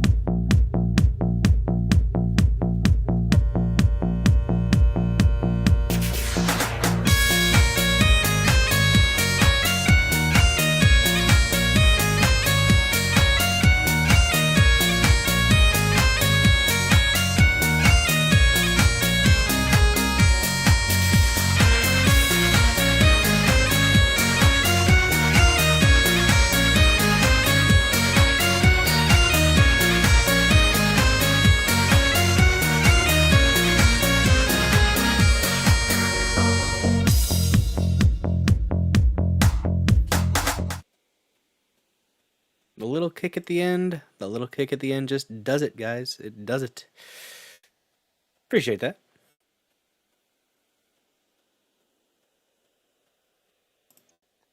But he comes, hey, Brian, how's it going? We have a big dinner and everything's great. And then afterwards, he's like, hey, why don't you and I go out onto the veranda and catch up? So when we were growing up, he was not just like badass, but he was Calvinist. So he was very strict about certain things. We go out into the back patio and he brings a big bottle of Jim Beam and he's pouring him tears as we're talking. He looks haggard. He looks, old, like very much older, but also just heavy now. He's a different guy. I'm sitting there talking with him. We're catching up. He's giving me shit about not going to Stanford. And I'm like, okay, all of that's great. What is your job? And he goes, I can't really talk about it. I'm working for the government. Now, he was Reagan's advance man in his campaign. He was one of the reasons that he helped Reagan get elected. There's a whole history between John's wife, Lois Haight, who's, I think one of her family members was a governor of California back in the day. And so politics, Republican, they went way back. At any rate, he's working for Reagan because Reagan trusts him. And this is a super smart guy. And now he's telling me, I can't tell you what the job is. It's classified. And I said, okay, well, I don't, what does that even mean? And he goes, look, I have a higher clearance level than the president. Now, that's a flex. 1981, 18 years old, I was not a standout in civics. I was like, that's impossible. The president, there is nothing higher than the president. How could the guy who lived next door to me have higher classification than the president? But this is not a guy who lies. So I'm looking at this guy and I'm thinking, what? I'm like, okay. I said, well, how did you get that job? And he said, well, I was briefed for months in an underground facility in West Virginia. A deep underground military base. Guys, did you know that if you didn't want to subscribe, you didn't want to gift sub, you didn't want to rumble rant, you didn't want to donate on Pilled, there are other options to donate directly to this channel. We've got a few options. I forgot to mention this earlier, sorry. But I figure I might as well get it out there. We got PayPal. Look at that. Look at that. Fancy little QR code. We'll hide my face. Look at that. I am hiding in shame behind the PayPal QR code. We have a Venmo. Bam. And then we also have a Cash App QR code. Look at that. 3 different options that you can use to donate directly to the Dozer Den household to bypass app processing fees, if you so choose. Nobody ever has to donate directly to the Dozer Den or to the Dozer Den in general. But if you want to, there are some options. We have diversity of payment. Thank you for that. Bam. All right, back to this. Sorry about that. Again, this is the guy you grew up with. Like this, I'm like looking at this person like, I don't even know who this man is anymore. And I said, what was that like? And he said, well, I used to cry myself to sleep every night. That's, by the way, when he said that to me at this lunch, I just got shiver, because a tough guy is crying himself to sleep every night. What's it take for that to happen? Yeah. And even if he's exaggerating, I couldn't have imagined him crying himself to sleep once. Right. So I said, well, what would make you cry yourself to sleep? And he goes, Brent, this is not the world I thought I was bringing my daughters into. I'm thinking, well, I'm like your son. What is this world that we're in? And so I pressed him on it, and he kept saying, I can't talk about that. I can't talk about it. This is like classified information. And finally, after he'd had a couple drinks, he said, all right, look, I know when you were growing up, you were into science fiction and comic books and all that stuff. I can tell you this. Aliens are real. They're here, and I've seen them. Just like that. Just like, here, I'll throw you a bone, kid. Now, I honestly, at that point in my life, I hadn't thought a lot about aliens. I wasn't into aliens. This wasn't a thing in my life. But this felt huge. Like I couldn't wrap my brain around it. And I said, well, are they alive? And he paused and he said, I can't say. Huh. I said, you can't say or you won't say. And he said, I can't say. And I kind of just left it at that. And then I came back at him with... That could be interpreted in a lot of different ways, or a couple different ways. So one could interpret that as they're recovered bodies, and the alien bodies, they're just alien bodies, they're deceased. One could also interpret that as he can't say whether or not they are alive because maybe our definition of living, your base definition of living, might be different than what they're doing. Do we have undead aliens? Is this alien zombies? I think it's alien zombies. Okay, well, hold on a second. If what you're saying is true... Or the whole, possibly some of them are not biological, some of them are mechanical. There's that. How does everyone not know about it? And he said, oh, lots of people know about it. 81, you could walk into any bookstore and you're going to find all sorts of books on the shelves with lots of truth. But right next to them are the books that we publish, full of propaganda. It's a multi-billion-dollar campaign to cover up the truth. Yep. Now, in 81, the other thing that struck me was I don't know that I'd heard the term billion before. So I'm like, like everything is blowing my mind right now. And I'm thinking, what? Like, I just had not considered any of this. And I was like, okay, why does the truth have to be covered up? Like, you're telling me, okay, aliens are real. Okay, great. What else? I believe and you, he slide it said, by. Look, we live in a God-fearing country. Again, 1981. There's only one thing that keeps this world spinning. Gives everybody the control they need. That's the global economy. If you disrupt that by taking away the reason for people to live their lives, everything falls apart. And governments of the world will not be able to control the populace. Or maybe they were alive and we had a cookout. Nice. Tastes foreign. They live through us? Oh no. So what's the advantage of giving people the truth? And I was like, well, so you're telling me it'll never come out? He said, if it has to. I said, well, in our lifetime? Maybe. And why would he tell you, an 18-year-old, if he's classified? Well, did you ask him? I asked, well, yes. So one other, he's telling me all of this, and each thing is just like a brick on my shoulder. I'm just like, this is a lot to process. And I said, wow, okay, well, I guess now I know why you cried yourself to sleep every night. And he said, no, Brent, you don't understand. This was day 3. He'd been there for months. And I'm thinking, okay, I'm out. I'm like, I can't take. And I said, well, I how do you know I'm not going to tell anybody this? And he goes, I'm sure you will. Question is, who's going to believe you? You're an 18-year-old kid. You're going off to college. You're going to tell a big story. You use my name, I'll just deny it. Now, in the years following that, I did tell a couple of people, and they were like, wow, that's such a great story. And I could tell no one believed me. And I just started to just lose interest in even telling the story because, like, all you end up looking like is an idiot. Although I did make Brent tell it to me multiple times because I wanted to see if it ever changed. If this, I'm a journalist by training, so I thought if he tells it multiple times and it's something he's riffing on, then the riff will change a little bit. But it never has. And recently, a couple of things have even happened that make us more sure than ever that it's a true story. Yeah, share some of that. Well, I mean, the one thing that's most obvious, and Jesse, you must know this yourself, many of your audience does, there are underground facilities in West Virginia, but we did not know about them until the Washington Post. I think it was the Post that broke this story in the 90s about Greenbrier Inn, and there's another one.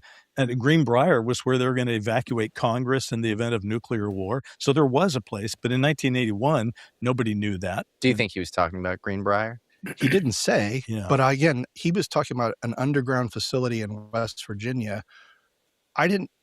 I couldn't have shown you on a map where West Virginia was at that time. I did not know there were such things as underground facilities. So when I told it to Bryce, that was probably just part of the story. But then it was years later when it actually came out, like Bryce said, that there's a whole story, and now you can go visit it. It's like a tourist place. We could do a show from there. Do you think what freaked him out so much dealt with the fact that he had this Calvinist Christian background? Or do you think there's something much darker than just aliens at the surface level of what he sort of was briefed on? So excellent question. It's the question we get a lot. I get a lot. And I regret having not followed up with him to ask that question. I frankly was just too overwhelmed. I was like, it's the whole drinking from a fire hose thing. I just had too much information too fast. Really quick, I want to shout out those that have reposted this episode of the Dozer Den on Rumble. We got Sanglant before the show even started, myself, Handy News, and Baked Linguini. Thank you guys so much for reposting on Rumble. Helps out. Commenting helps as well. Liking the stream helps. Appreciate you guys helping the channel grow in whatever way you can. What was your instinct, though? Because I often, like before you wrested the aliens thing out of him, he's saying this is not the world I thought I was bringing my daughters up in. Yeah. Are you your mind must be racing. Like, what is he talking about? Are you thinking anything specific there? Or? No, I think at that moment, I didn't have my imagination wasn't developed enough to even start to think, well, are we in a matrix, or I didn't have any of that language, right? I just was like, what does that mean? All I knew is I don't like it. I don't like what he's talking about. And so I didn't have an opinion then. Since then, I have developed many ideas and theories, and people have asked me too, like, well, how do you know he wasn't lying to you? How do you know this wasn't a psyop? Well, technically I don't, but again, I think why I set the story up with the context is that I had a really strong relationship with this guy, right? For him to use me as part of a psyop, and by the way, what's my value as a psyop? As an 18-year-old student, it's not even like I'm going into film school. I'm going to theater at UCLA. Like, so. Oh, you talking about gardens in the chat? You guys should definitely check my shorts out. I have a sunflower bush. Okay, I think it might have hybridized with a mammoth sunflower, and it's one of those sunflowers that has all the ones growing up out of the stalk, kind of. But this thing, like I don't know what I did to make my ground so healthy, but these sunflowers are just so freaking tall, and I literally have what I would call sunflower bushes. You guys should check them out. I'm absolutely worthless on every level, but particularly him. So I have to. Hamburger Helper, I have not burned that chair yet. That chair is still there, and I sat in it the other night and was looking towards the horizon for funny lights in the sky. But it was cloudy, so I couldn't see any. To scratch that off and say, well, I wasn't a psyop. And then I go, well, why would he lie to me? Right? Like, that's such a weird, specific lie. No reason. So then I'm into, why did he even disclose to me? Well, it sounded like he needed to unburden himself. He looked haggard and run down, and he wasn't this man's man that He was unburdened by what has been.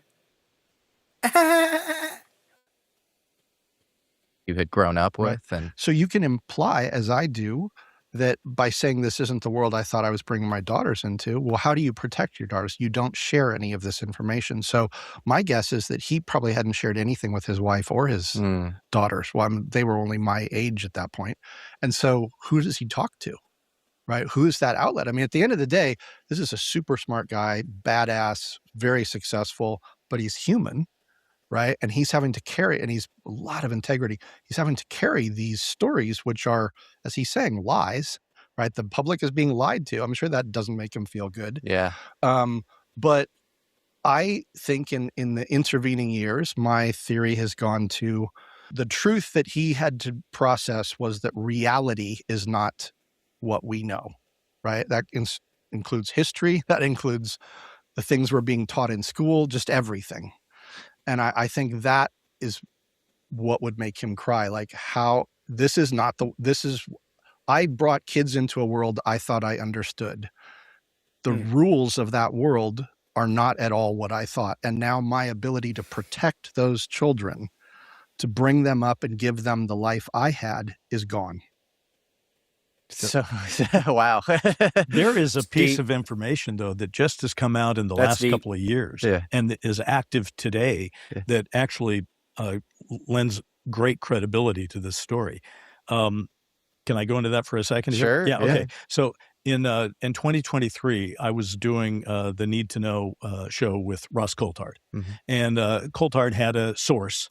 I go back and forth on Ross. I don't know how to I don't know how to take that, Brit. It's interesting, but also might be part of the op. I don't know. I don't know. That's awesome, Laura Blades, about those tomatoes. We did tomatoes like 3 years ago and had a ton of them and huge ones. So we have so much that we just haven't really processed anymore. Who you've now met. It was David Grush. And David Grush was coming out to Los Angeles to be interviewed by Ross on News Nation.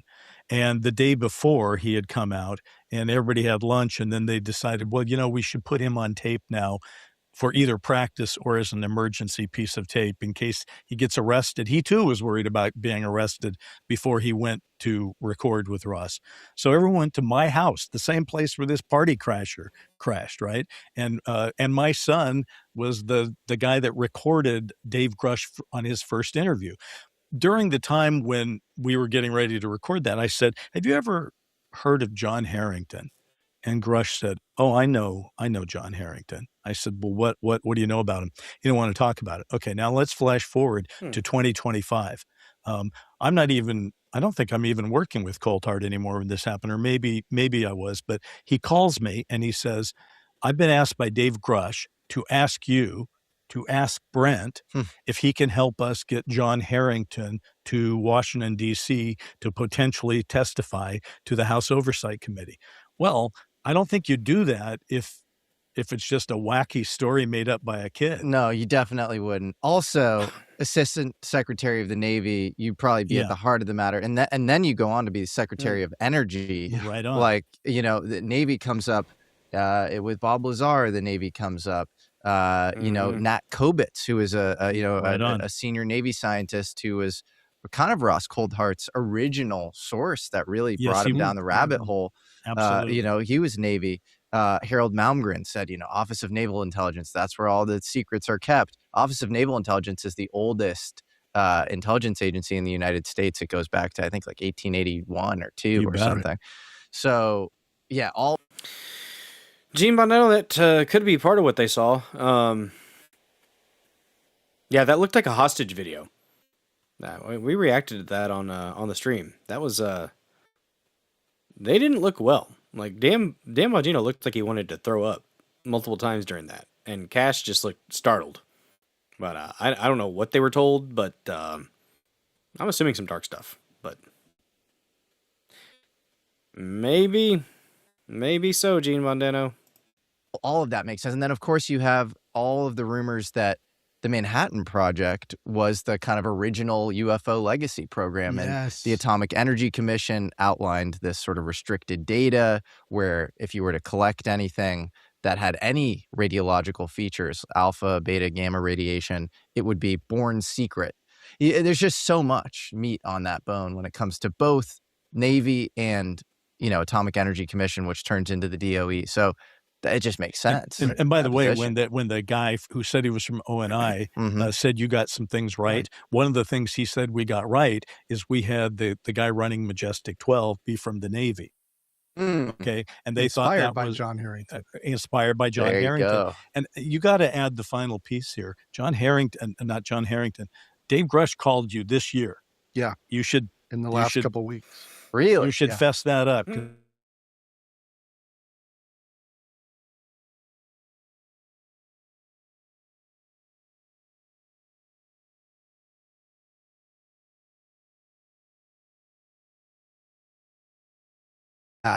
And so I call him up on the Signal app, and he explains to me, I can't say everything he said, but he said to me, the gist of it was, we've identified John Harrington as a very important person who has oral history of a period where a bunch of documentation does not exist anymore.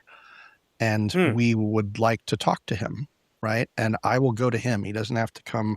I'm asking you because you know him well. You had a relationship. How would I go about even getting him to talk? Because 5 or 6 years ago, Marco Rubio tried to approach him and that he got shut down. So I really want to talk to him. Now, John is in his mid 80s at this point.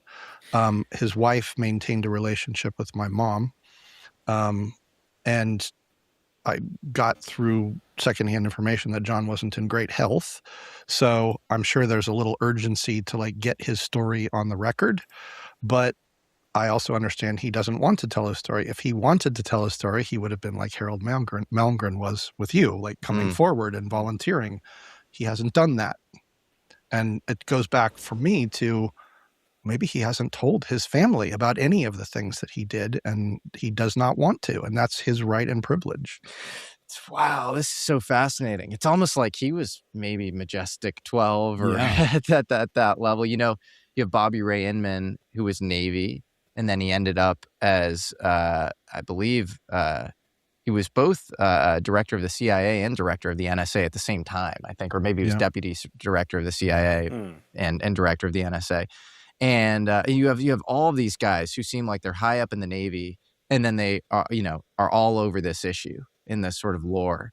And so I wonder how much he knows. And it's interesting too that he wanted you to go to Stanford. Do you ever think about that? Like maybe he was like, thanks, grooming Finn you a Boy, for the little bit, and repost he in was the like, why comment. don't you go to Stanford? Maybe you could have gone down the same road I did. That's a great theory. I have no one has ever proposed that. That's so really interesting. I like that. Have you thought about it, independent of me bringing it up? Right No, now? I'm saying no one has asked it, and I had not thought of it. I'm thinking of there it was now. at one point. So he was a lawyer. Because you were like a son to him. And, Yes. Well, he was a lawyer, and he wanted me to follow in his footsteps and go to. He went to like Bolt or Hastings Law School at Cal. So he went to Stanford. Apparently with a 4.0 in 3 years, like that kind of guy, top of his class, Bolt or Hastings. I think it was Bolt. And he had always been telling me, you should be a lawyer, take over my practice or come work in my, so maybe. I was told I should be a lawyer at one point, but I liked my soul. I was heading down that path. I don't know. People have said over the years, like, why you? Why would he talk to you? I think your theory is correct. I think in that moment, I saw somebody in the chat talking about purple Cherokees. I guess that's a variety of tomato. One of the sunflowers in my garden is a purple stalked sunflower, and it's a red sunflower. So I have a few red ones, and I haven't had those in a couple of years. But the purple stalked sunflower, it's like a shiny Pokemon. I've never seen from like a little bit less than halfway up for the rest of the stalk. It's purple, not green. Fascinating. Here's this kid he has a relationship with. He can just unburden himself. We're sitting out on the back porch, right? Yeah. And he just unburdens himself. And at the same time, unburdened by what has been. Think he didn't want to tell his family about this, but here's this young man going off to college. It's like, here's some things you should know, kid. Yeah. Right. And to get even trippier, a lot of these things seem woven together on this hermetically sealed level of like serendipitous interactions. Yes. And it sometimes it deals with kind of money, old news, that sort of thing. And if he is married to Lois Haight, is this of like the Haight-Ashbury, so. the same name? The same way, and sort of this, almost royal California, like king-making family, like that seems kind of interesting as well. And it's very interesting. Yeah. I don't. This is, as we've talked about, not just the story, but a lot of the things that have happened to us. There's a point where you get the tipping point of coincidence. Yeah. And you go, okay, this cannot logically be a coincidence. All of these things, these connections and whatnot, you're into this thing where it's like, it's either synchronicity or it's designed.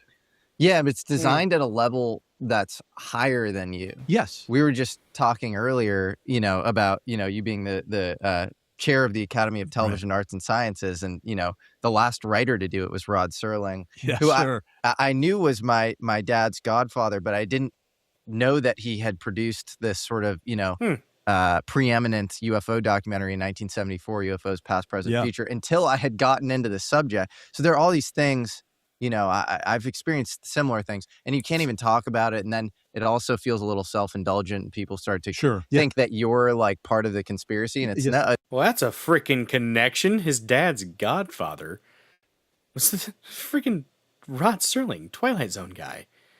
What? What? What you say? It's happening at a higher, it sure a is. higher level. And by the way, there's just one little Harrington note that you should point out. During Dark Skies, you heard from him. Yes. Okay. So this was interesting. We're in the middle of production on Dark Skies. I think it's just started to air. There's a lot of press at the time. And I come in and there's on my desk at the production office, there's an envelope from John Harrington. I'm Interesting. Like, this is another like, you betrayed everything that I told you. And instead I open it up. It's one of those old buck slips, right? From the desk of John Harrington. And it's like this long strip. And it says, "Congratulations, Brent, on finally getting your story out there." Whoa. No way. Yeah. So okay. Well, then this JC, Office of Naval Intelligence guy was probably acting. He was probably aware of, and John Harrington were aware and in coordination around the fact that you had been, informally briefed. Yeah. This is the question 18, that we 19. can't answer. And I'd love an answer if someone could provide it. Did JC know John Harrington? Was there any coordination there? I think there had to, because if you think about, if he's saying I'm Office of Naval Intelligence, and then John has this highest levels. Yeah. And then he's, saying like, it's almost like you were fed some of this information, and then you were fed a little bit of the information, at least enough to get interested when you were a teenager. Yeah. And then John, simultaneous to that, is writing to you, and he hadn't gotten in touch for a while. No. And so he's saying congrats on getting your story out, as if he's knowledgeable about the whole story, Dark Skies and all of it. That all seems, not coincidental to me. Because that buck slip came just after the JC contact. So part of what's so interesting, like, again, we wouldn't be telling a story because, hey, it's nostalgic that this will be fun. It's because these events like barnacles on a ship have just attached itself to this story. So there's the story of a UFO alien invasion TV series that it told, but that's only part of the story, because Brent and I were part of this synchronicity, this lightning rod for some of these other things. And as we've gone forward with our own, investigation into this, we have found other people. You guys, really quick, should I do an ad read for Chicago Steak? Give me a second. Let me see if I can do it.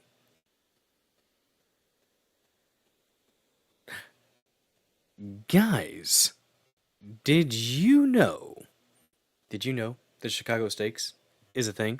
If your dad is hard to shop for, stop overthinking it. Gift grill-worthy premium steaks. Today's sponsor is Chicago Steak Company, and the code is Dad's Day. That's DADSDAY. Father's Day gifts can get weird fast. You look at another mug, gadget, or shirt, and none of it feels like him. It just doesn't. A steak dinner? Well, that's simpler and tastier. Chicago Steak Company lets you gift premium, artisan-aged steaks Dad can put straight into his own grill night. Use code DADSDAY, DADSDAY, on qualifying orders of $179 or more, and the gift stack gets serious. A Best Grillin' Dad apron, 16 free 16-ounce premium Angus steak burgers, signature steak seasoning, free standard shipping, and a $25 account credit after the package ships. Current value frame is $225. Also, my goal weight. That's Chicago Steak Company at mychicagosteak.com. Use code DADSDAY, DADSDAY, link in the description. Check them out. Chicago Steak. Hopefully not liberal. That was $1.51. I hope you guys enjoyed that. And a late happy Father's Day to all the dads out there. Guys, if you got your dad in your life still, Tell him you love him.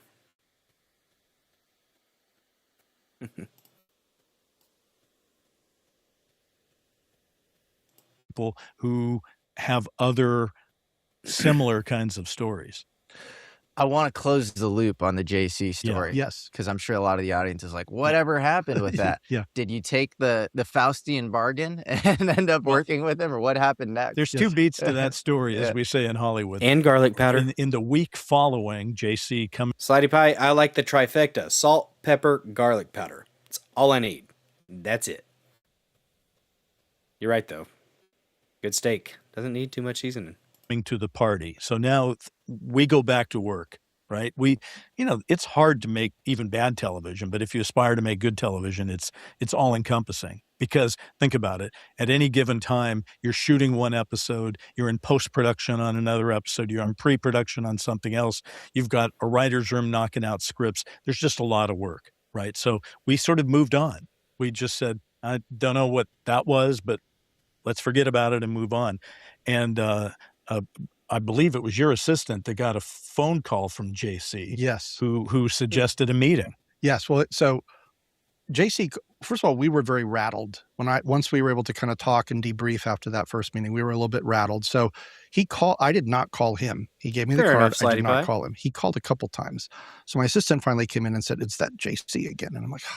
So I go in and I take the call, and he's like, "Hey, listen, we would like to follow up on our meeting, and I'm going to bring a superior over to your office, and we can have another discussion." Like, okay, but we're click. Like, it wasn't, let's set a meeting. It was, I'm coming over to do this thing, right? And he gave me a day and a time, and it wasn't negotiable. And part of the setup was that I think he was saying, I think your partner needs a little bit of convincing, right? Because I'd been sort of the blocking character in this story, right? And so they did come to our offices I believe it was the week after this party. And what Brent and I decided to do is, okay, we had a conference room. It had, the glass window and everything, which we thought was good. That'd be a good place to meet with these people if they showed up, because we posted our security guys from the show. We said, just stand outside and look tough, right? Yeah. So there were witnesses too. We thought if anything untoward is going to happen, we don't want to, we want to see this. And so this guy did show up. JC showed up, the youngish, 30-ish guy, and he showed up with a guy who I say 10 to 15 years, maybe, older. And this guy, JC gave off sort of the intelligence vibe. The guy that he brought out gave off more of a military vibe. We'll call him the captain. We didn't call him in the meeting the captain, and maybe he was introduced as that. We've called him that since, because we don't want to call him the guy in the bomber jacket, right? But he had a bomber jacket with insignias and all that, boots, jeans, and he was. If JC was willing to have a friendly conversation and was the good cop in this guy was the bad cop, because he sort of acted like, I can't believe I have to be here and talk to you guys. And so, but they were still there to sort of make a deal or to talk about it. And so remember we told you earlier where they had said you got a lot of things right. So we were like, well, what did we get right? And so there was some conversation about that. But at one point, the guy goes, well, I'll tell you wrong, right? And we had this thing, which was a horror kind of trope, which was the alien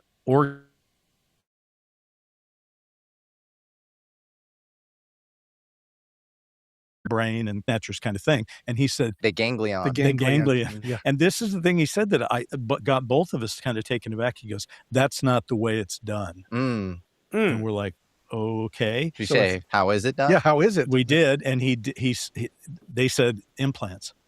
And it was more technological, some kind of.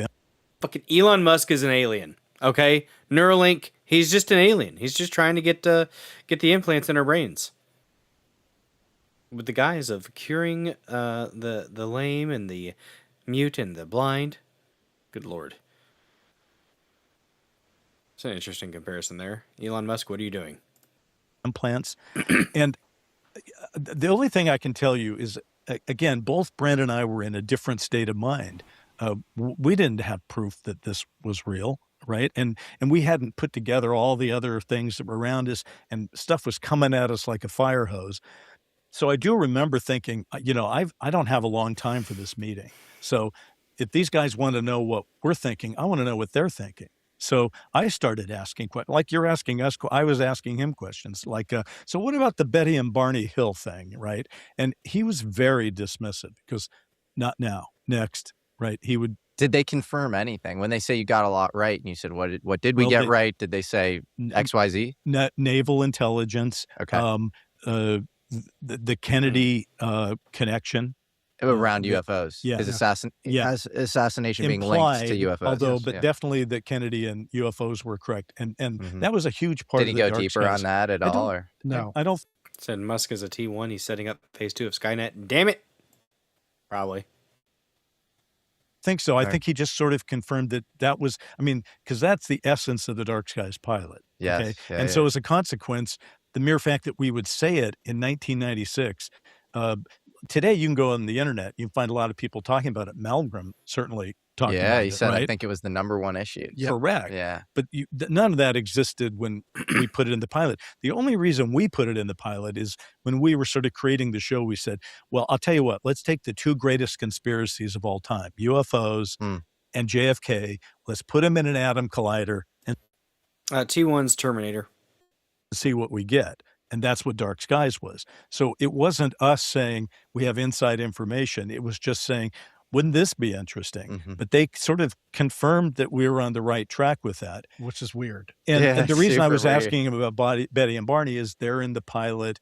The whole idea of Majestic 12. Yeah. I don't recall that that this guy confirmed the name Majestic 12, but he certainly, the idea that there was naval intelligence involved in a pretty vast and powerful organization that was dedicated to I think the term was managing the whole thing. It almost feels like that MJ12 is like they're like managing reality itself. Yeah. And and managing timelines or something. There is one thing we should point out. The one thing, and I know we're going to talk later maybe about Disclosure Day, because disclosure is a big theme of the moment, but that's what Dark Skies was about. We had 2 characters. We had the young kid and his so-called boss/mentor, and the entire series was like a tone poem between these 2. One of them said, the people have a right to know. And the other guy said, the people can't handle the truth, sort of the Jack Nicholson statement. And so every episode kind of talked about that kind of thing. Anyway, in terms of disclosure, back when they invoked the idea that, and I'm sure you've talked about it on your show, the idea of the aviary, which sort of came out in the 80s. These guys said, well, you've heard of the aviary, and that had been on that TV show, of course. And they said, well, we're the aquarium. And now I've told that to people, and I see you've got a smile on your face because interesting. I've told it to people, and they're like, yeah, I don't know about, but all Brent and I can do is bear witness to what was said. We can't evaluate, the truth of that per se. For context, the aviary was this long rumored, it was like bird code names assigned to kind of disinfo agents around UFO related truths. So people like Rick Doty, John Lear. It's kind of associated with Bill Moore in the 80s, where he made that MUFON speech, and he was like, I took this Faustian bargain and was like led astray on this topic. So the one thing that they were confirming, though, the one basic thing they were confirming is that cue the hammer on the UFO topic, such as it was being managed in terms of what people were going to be allowed to know or not know. Air Force definitely not in favor of it. Air Force holding the line. Closed down Blue Book in '69, said, we're washing our hands of that. We don't want anything more to do about that. And their attitude was, well, obviously we think differently. The people we work with think, and I think Brent used the term slow drip disclosure, right? We know something has to change. Makes sense. The Navy is really responsible for a lot of modern disclosure. Not only were all the sightings in that New York Times article, naval sightings, right on, but you had Bray was the guy who disclosed, I think in 2021, like that was the Navy that, it was like, these were how many sightings we had. And, so a lot of these were actually like, unidentified. I think Stratton was former Navy maybe as well. Yep. And he formed the whole UAP task force, Right. which was basically like, let's internally review all of the data here. So yeah, the Navy feels like they hold the deeper stuff, the deeper secrets. What's interesting is that they were picking up on that detail, because that film I told you that I had done for the Sci-Fi Channel. The Navy is a very common element in this. And, it makes sense with all the, hell, the ocean, right? The ocean, and how many times you hear about things going on. A lot of these videos, right?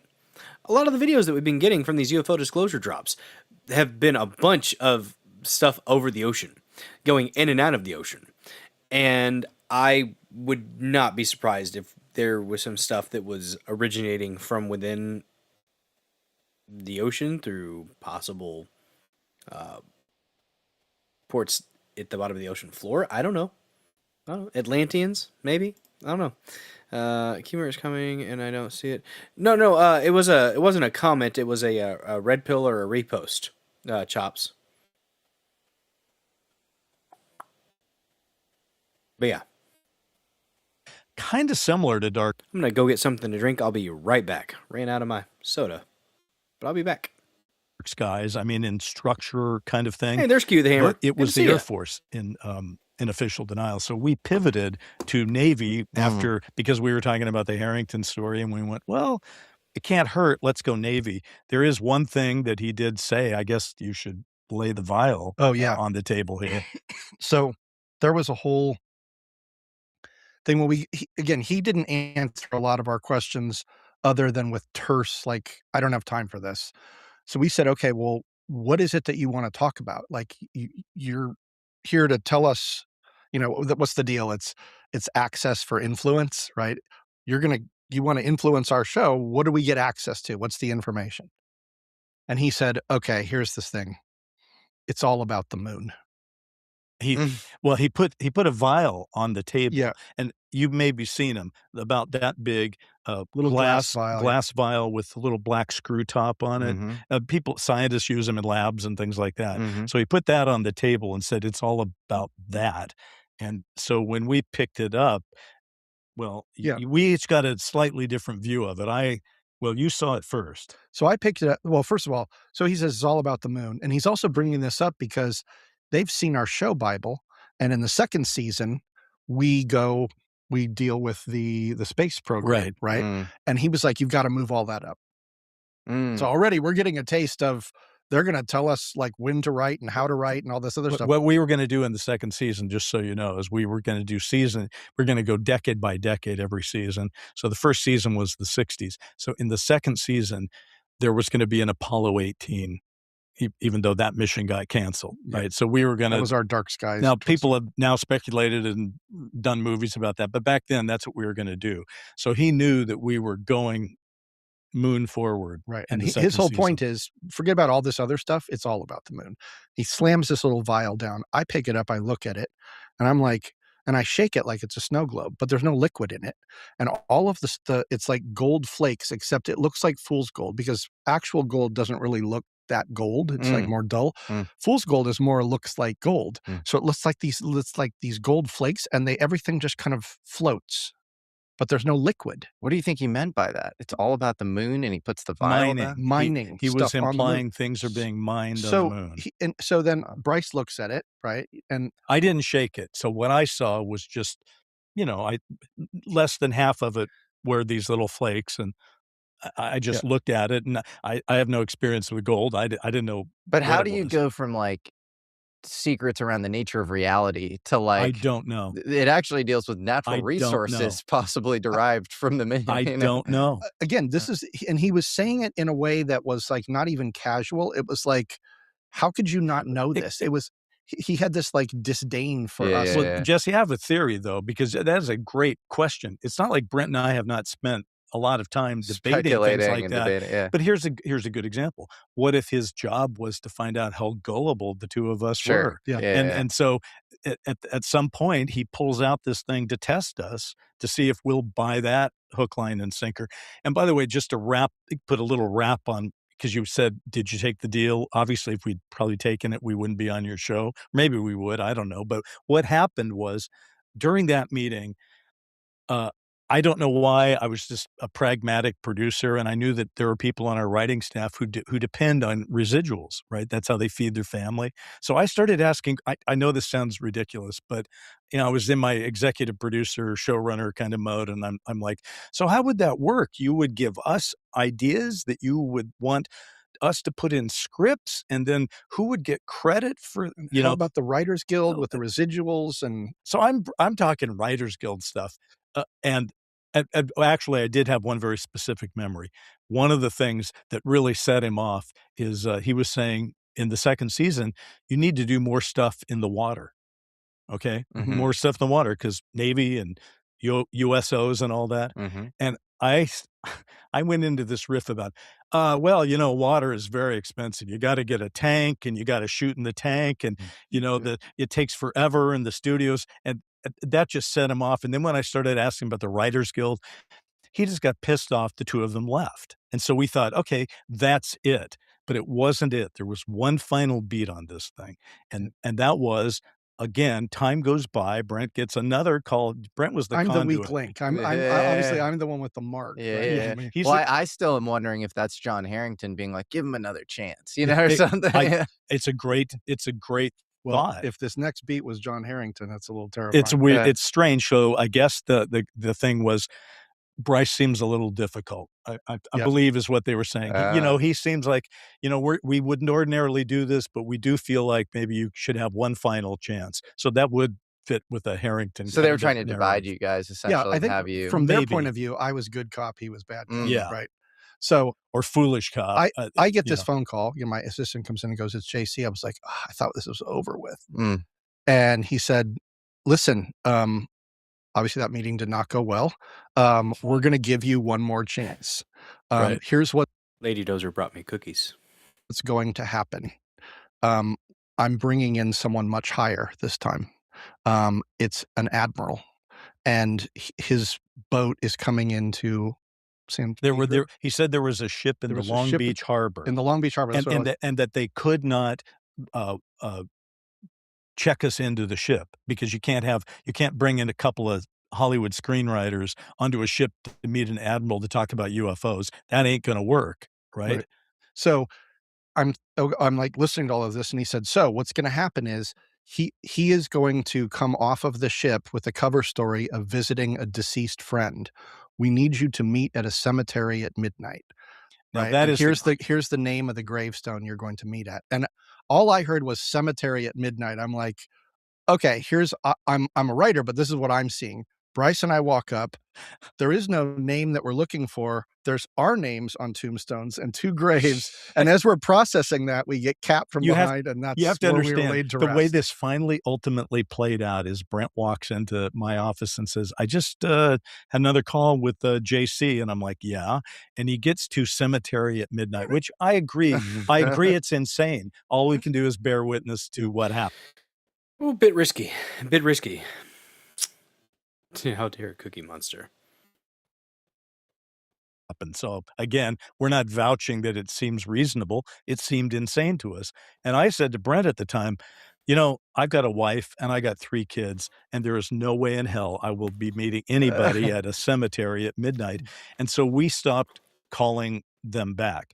But we have, in terms of doing this new show, had to think about what our mental state was at that point. To be completely honest, Jesse, we talked about it. We said, if we were to push these guys for a higher standard of proof, and they were able to prove who they were, would we take the deal anyway? What's the answer there? And the answer was we just wouldn't. We just felt like we would cede the narrative thrust of our own show to people who we didn't know what they would demand of us. We didn't feel good about him. I mean, the guy that we thought that the guy that came and was so abusive to us in the conference room would be our boss. And we thought, we already have studio bosses and network bosses. We don't need a boss from O&I, right? Do you guys think that any other directors in Hollywood have taken similar deals? I want to take a moment to thank one of today's sponsors, ZBiotics. ZBiotics pre-alcohol probiotic drink is the world's first genetically engineered alcohol pre-alcohol your best feeling Jesse back guarantee and use no gear. It was perfect and beyond. Limited time the perfect jeans promo code perfect gene. Do you guys think that any other directors in Hollywood have taken similar deals? A little bit. Yes. And so there's one last interesting piece of the puzzle that I'm going to drop on the table now. Before we were approached by JC at the deal, in fact, before Dark Skies was even finished, we were still scouting Dark Skies, doing location scouting. This T-1000, Sanglant Nomad Anger God came in clutch with the name of the first Terminator, the T-1000. Thank you, Nomad Angry God. I appreciate you. This is you're about to. I know what you're going to do. This is a location scout during the pilot, it was directed by Toby Hooper, who we all know is the director of Texas Chainsaw Massacre and the director of Poltergeist. And Brent and I had managed through sheer luck because of his relationship to get him hired to direct our pilot. And he wanted to, in Hollywood, you got to protect your material. There were some directors we met with that said, okay, I'm going to cut the first 45 pages. I'm changing all this. This will be different. We won't do that. But Toby came in and said, I like this script. I'll shoot it. So he was our guy, and you were scouting locations. So we are in an area called Newhall Ranch, which is just kind of north of LA. Just what it sounds like. It's just a big ranch, kind of rolling fields out, near the Grapevine. And we're looking for a place where we can shoot our crop circle sequence. We have a big crop circle sequence. And so we find this big field and everything's great. At the end of that location scouting day, we go down to like a roadhouse down in Newhall, and we're having dinner or lunch or whatever it was. And that's what I'm sitting with Toby because he's a friend of mine. I developed a script with him that was going to be a low budget independent horror film, and we become good friends. And he was a great guy. So we're sitting there, and all the producers, Bryce, everyone else is kind of talking, and and I said to him, "So Toby, you're finally going to have one up on Steven, because I know he's very competitive with his buddy Steven Spielberg." And he goes, "What do you mean?" And I said, "Well, you're going to be the first one to put a crop circle on film." And he hasn't done that yet. And he's like, "Yeah, I'm never going to beat Steven in that category." And I go, "What do you mean? Why?" And he goes, after Jaws, he was like really big deal. And he apparently got approached by some guys from Naval Intelligence or something. And they came and offered him a deal. And did he actually say Naval Intelligence? Yes, he did. Oh, he did. All right. I get all ties back to the water. And here's another thing about the water. There's spiritual significance to water as well. I mean, holy water, right? But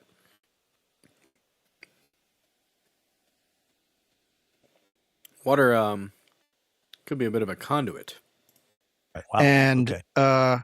and he took it, and he got all sorts of information. I mean, Close Encounters is based on a true story, and I was like, "What?" And he goes, "Yeah, I mean, E.T. too. Like he got Okay, we might have to do a Close Encounters of the Third Kind watch party. I do not want to do an E.T. watch party because I just do not like the movie. And when I was a kid, E.T. freaked me the fuck out. I hate that little motherfucker. He's creepy as hell. E.T. sucks. He's disgusting. I hate him. Looks like Manuel Macron's wife. access to a bunch of really like interesting case files and stuff. And yeah, so this is all happening before we are approached. Right. And so then this is all part of what's going through my head when the guy says, "I'm here with Office of Naval Intelligence." And so now, guys, this interview between these Dark Skies creators and Sound, Light, and other, damn it, I forgot the name of their podcast. Sound, Lights, Action, something like that. This is on American Alchemy with Jesse Michaels. Check them out. The link is in the description. Give them a click, give them a comment, give them a like, all those good things. now kind of swing it all the way around and ask that question again. Would you take the deal? Well, I don't know. our show got canceled at the end of one season, right? We didn't take the deal. I'm not saying that that's a guarantee for success. And I'm not saying that Steven Spielberg's success, massive success, isn't purely based on talent. But in terms of the deal and having access to information, we already know. Other people have come forward. We weren't the only ones offered the deal, and why would we be? Well, right? it gets even crazier, right? My God, Laura. Your daughter is spot on with that. She was scared of very old people and midgets. So she was terrified of E.T. because she said he looked like both. Yep. Yeah, I would agree with that. The scene with the neck where it like it raises up, then it goes, nah. No. I just, nope, terrified me. Just creeps me out. I don't like that little bastard. What is up, Mod King, Neurodivergent 1 in the chat? Smash that like, follow, and repost. Bacon, thumb, bacon, thumb, bacon, thumb. Appreciate you being here, Mod King. Because Dark Skies, there was active intervention on behalf of Steven Spielberg, where you had to redo a whole season to adequately differentiate it from his projects. This is a painful story, to be honest. Brett and I have not told this story ever until this year. We sort of took the vow when we went down this road to, not because these are our ideas are the only ideas out there, but we just said, if we're going to tell this story, if we're going to demand transparency from other people, then we better be fully transparent. And if you're going to really look at the Dark Skies thing, from those postcards to the Harrington aspect and to the, the JC approach and the Admiral and the Cemetery at Midnight, there's a piece of that puzzle. And it happens in the summer. The first time it happened, Cue the Hammer on Rumble. Thank you so much for gifting a couple subs. My goodness gracious. Look at that. Slidey Pie and Greg Ohio. Get lucky recipients of those gifted subs. Cue the Hammer coming in here, showering the chat. Or spraying the chat. Whatever verb. I'm not going to judge. I'm not going to judge. Cue the Hammer. Cue the Hammer. Let me see. Are you a lady? There's a really cool pic you put, graphic you put over there on the pill.net chat. I like it. Thank you so much for that support. I don't deserve it, but I sure do appreciate it. That gets us to $27 on the night, guys. Over halfway to fancy hat goal. That's right. When we hit $50 worth of donations, I'll put on a fancy hat. I'm a man of many hats. I have a Burger King crown or two. I actually have a Grogu Burger King crown. It's pretty cute. It works. But now, guys, that you have been gifted subs, you have access to a plethora of wondrous, stupendous, fantabulous emotes, some animated, some not. Hopefully all kind of entertaining. And I do appreciate that support. Back-to-back gifted subs. That's 10. You love to see it. Love to see it. Not gonna lie. It makes me very happy. And also, it also makes other things happy too. I've got a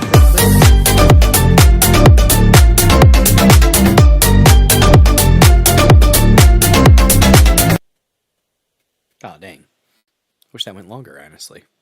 There is a whole, 6 hours worth of that on YouTube. You can find it. It's in places. I watched it, but I didn't want to go downstairs and get my credit card, so I had to go to Rumble. Thank you very much for that. I appreciate the heck out of you, Cue the Hammer. I don't deserve that support, but I do appreciate you. Thank you, ma'am. All right. Let's get back to this. Actually was back during that pilot shooting. And I got a phone call on the set, and it was the Columbia TV executive. Lord Blade and says, he slap said, that listen, peach. we have a problem. Slap the peach. They're making a movie. It's a comedy called Men in Black at Sony. Now, that's where we were. Columbia was under Sony, so at the same production entity. And they're very upset. Yes. And you need to get your guys out of the black suits today. Now, we had called our guys in the script Men in Black, and we were shooting them in black suits and skinny ties and sometimes in sunglasses, sometimes in hats, but we were mostly, they were Men in Black. And I went into as chapter and verse. Well, Men in Black. Here come the Men in Black. Sorry, I had to. Black doesn't belong to anybody. It goes back to the 50s, Maury Island and Gray Barker and all the stuff that Maury Island you're aware of and many people in your audience are aware of. And the guy cuts me off and he goes, Bryce, let me put this in words that you can understand, which is about the most condescending thing you could say to anybody. But I've been insulted by experts in Hollywood, so it didn't really faze me. But what he said next really did. And this is a quote. It's seared in my head. He says, get your actors out of the black suits today, or we will shut down your production and burn your negative. Oh. Jesus. Yeah. That's not, we're going to cancel your show. We're going to remove all evidence. We're going to delete you. Exactly. We're going to delete you. Now, from reality. So that's crazy. So we're going to Men in Black you if you don't get your Men in Black out of the show. Right on. It was terrifying. I mean, it was really terrifying because we're nobody. I mean, the people making Men in Black were a very successful director, Barry Sonnenfeld, and a successful producer, Steven Spielberg, a successful company, Amblin, with, Sonnenfeld, Spielberg, Friedman. What are you talking about? We don't control the Hollywood industry. No, I don't know what you're talking about. I'm sorry.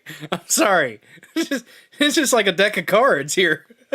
Very Jewish deck of cards. I don't really care, but it's funny. And it was just like, this is a big deal. So we caved. We said, okay, well, if that's all we have to do. So we started shooting, we did what they wanted. No more Men in Black in the suits. We started shooting. Do you think that was a Sony thing or a Spielberg Amblin thing? Well, it was conveyed to us. We never spoke to, look, we did not talk to Steven Spielberg or Barry Sonnenfeld. We had lawyers. I actually do have a bit of Jewish ancestry, according to one of my uncles. From Amblin talking to. So I can do the accent, okay? It's like for Sanglant and Space Jews. Look at that. Entropy Nomad coming in here hot with a $2 Rumble rant. Turning the chat a lovely, lovely shade of green, and I actually do have a sound specifically for $2 Rumble rants, guys. It involves something else quite green and quite girthy. Don't forget to Hulk Smash! That like button. Hell yeah. Appreciate the heck out of that. And hell, I don't know. That gets us to $29.20 on the night. We are $30.80. No, wait. $20.80 away from Fancy Hat Goal on a Monday. Entropy Nomad has requested Space Jews. It is one of my favorite clips. And while we are not at Hat Goal yet, I think since it's been requested in a $2 Rumble rant, are you guys ready for Jews in Space? C. Jews in Space!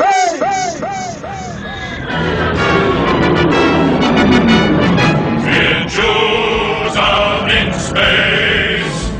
We're zooming along, protecting the Hebrew race. We're Jews out in space. If trouble appears, we'll put it right back in its place. When Goyim attack us, we'll give them a smack, we'll slap them right back in the face.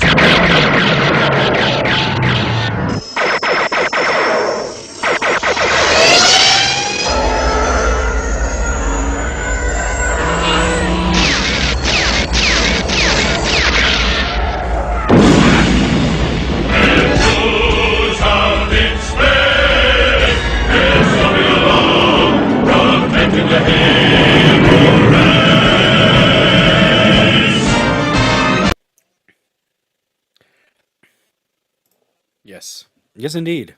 That's what we needed. Thank you, Entropy Nomad, for that $2 Rumble rant. Lawyers from Columbia TV talking to executives from Columbia.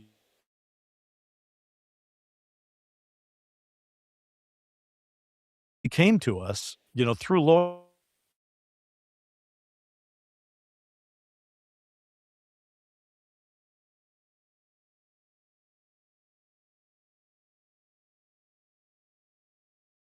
We had to come up with a new name. It's not the best name, but it's the only one out of thousands everybody went through they could sign off on. We called them cloakers.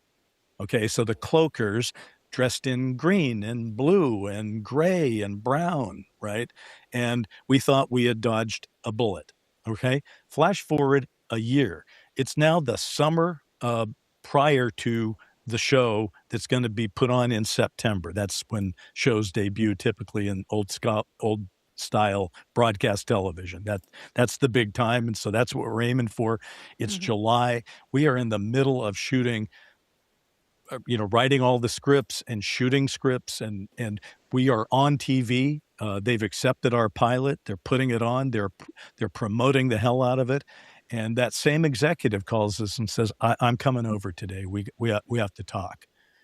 And he comes over and he says, I've just come from a room full of lawyers. And by the way, while I may By the way, I see 26 people watching on Rumble. Smash the like button if you have not yet done so. Repost, follow this channel. I stream Monday, Tuesday, Thursday, and Saturday at 9 p.m. Central. Monday, Tuesday, Thursday, do about 3 to 4 news topics with palate cleansers sprinkled about. Streams, a hangout stream, a chill stream, a decompress stream for all you amazing killdozers here in the Dozer Den. We might have one or the Dozer Den DJ Hour, where you can rock out with your cock out, jam out with your clam out. Those are the only two options, guys. If you're intersex, I ask that you please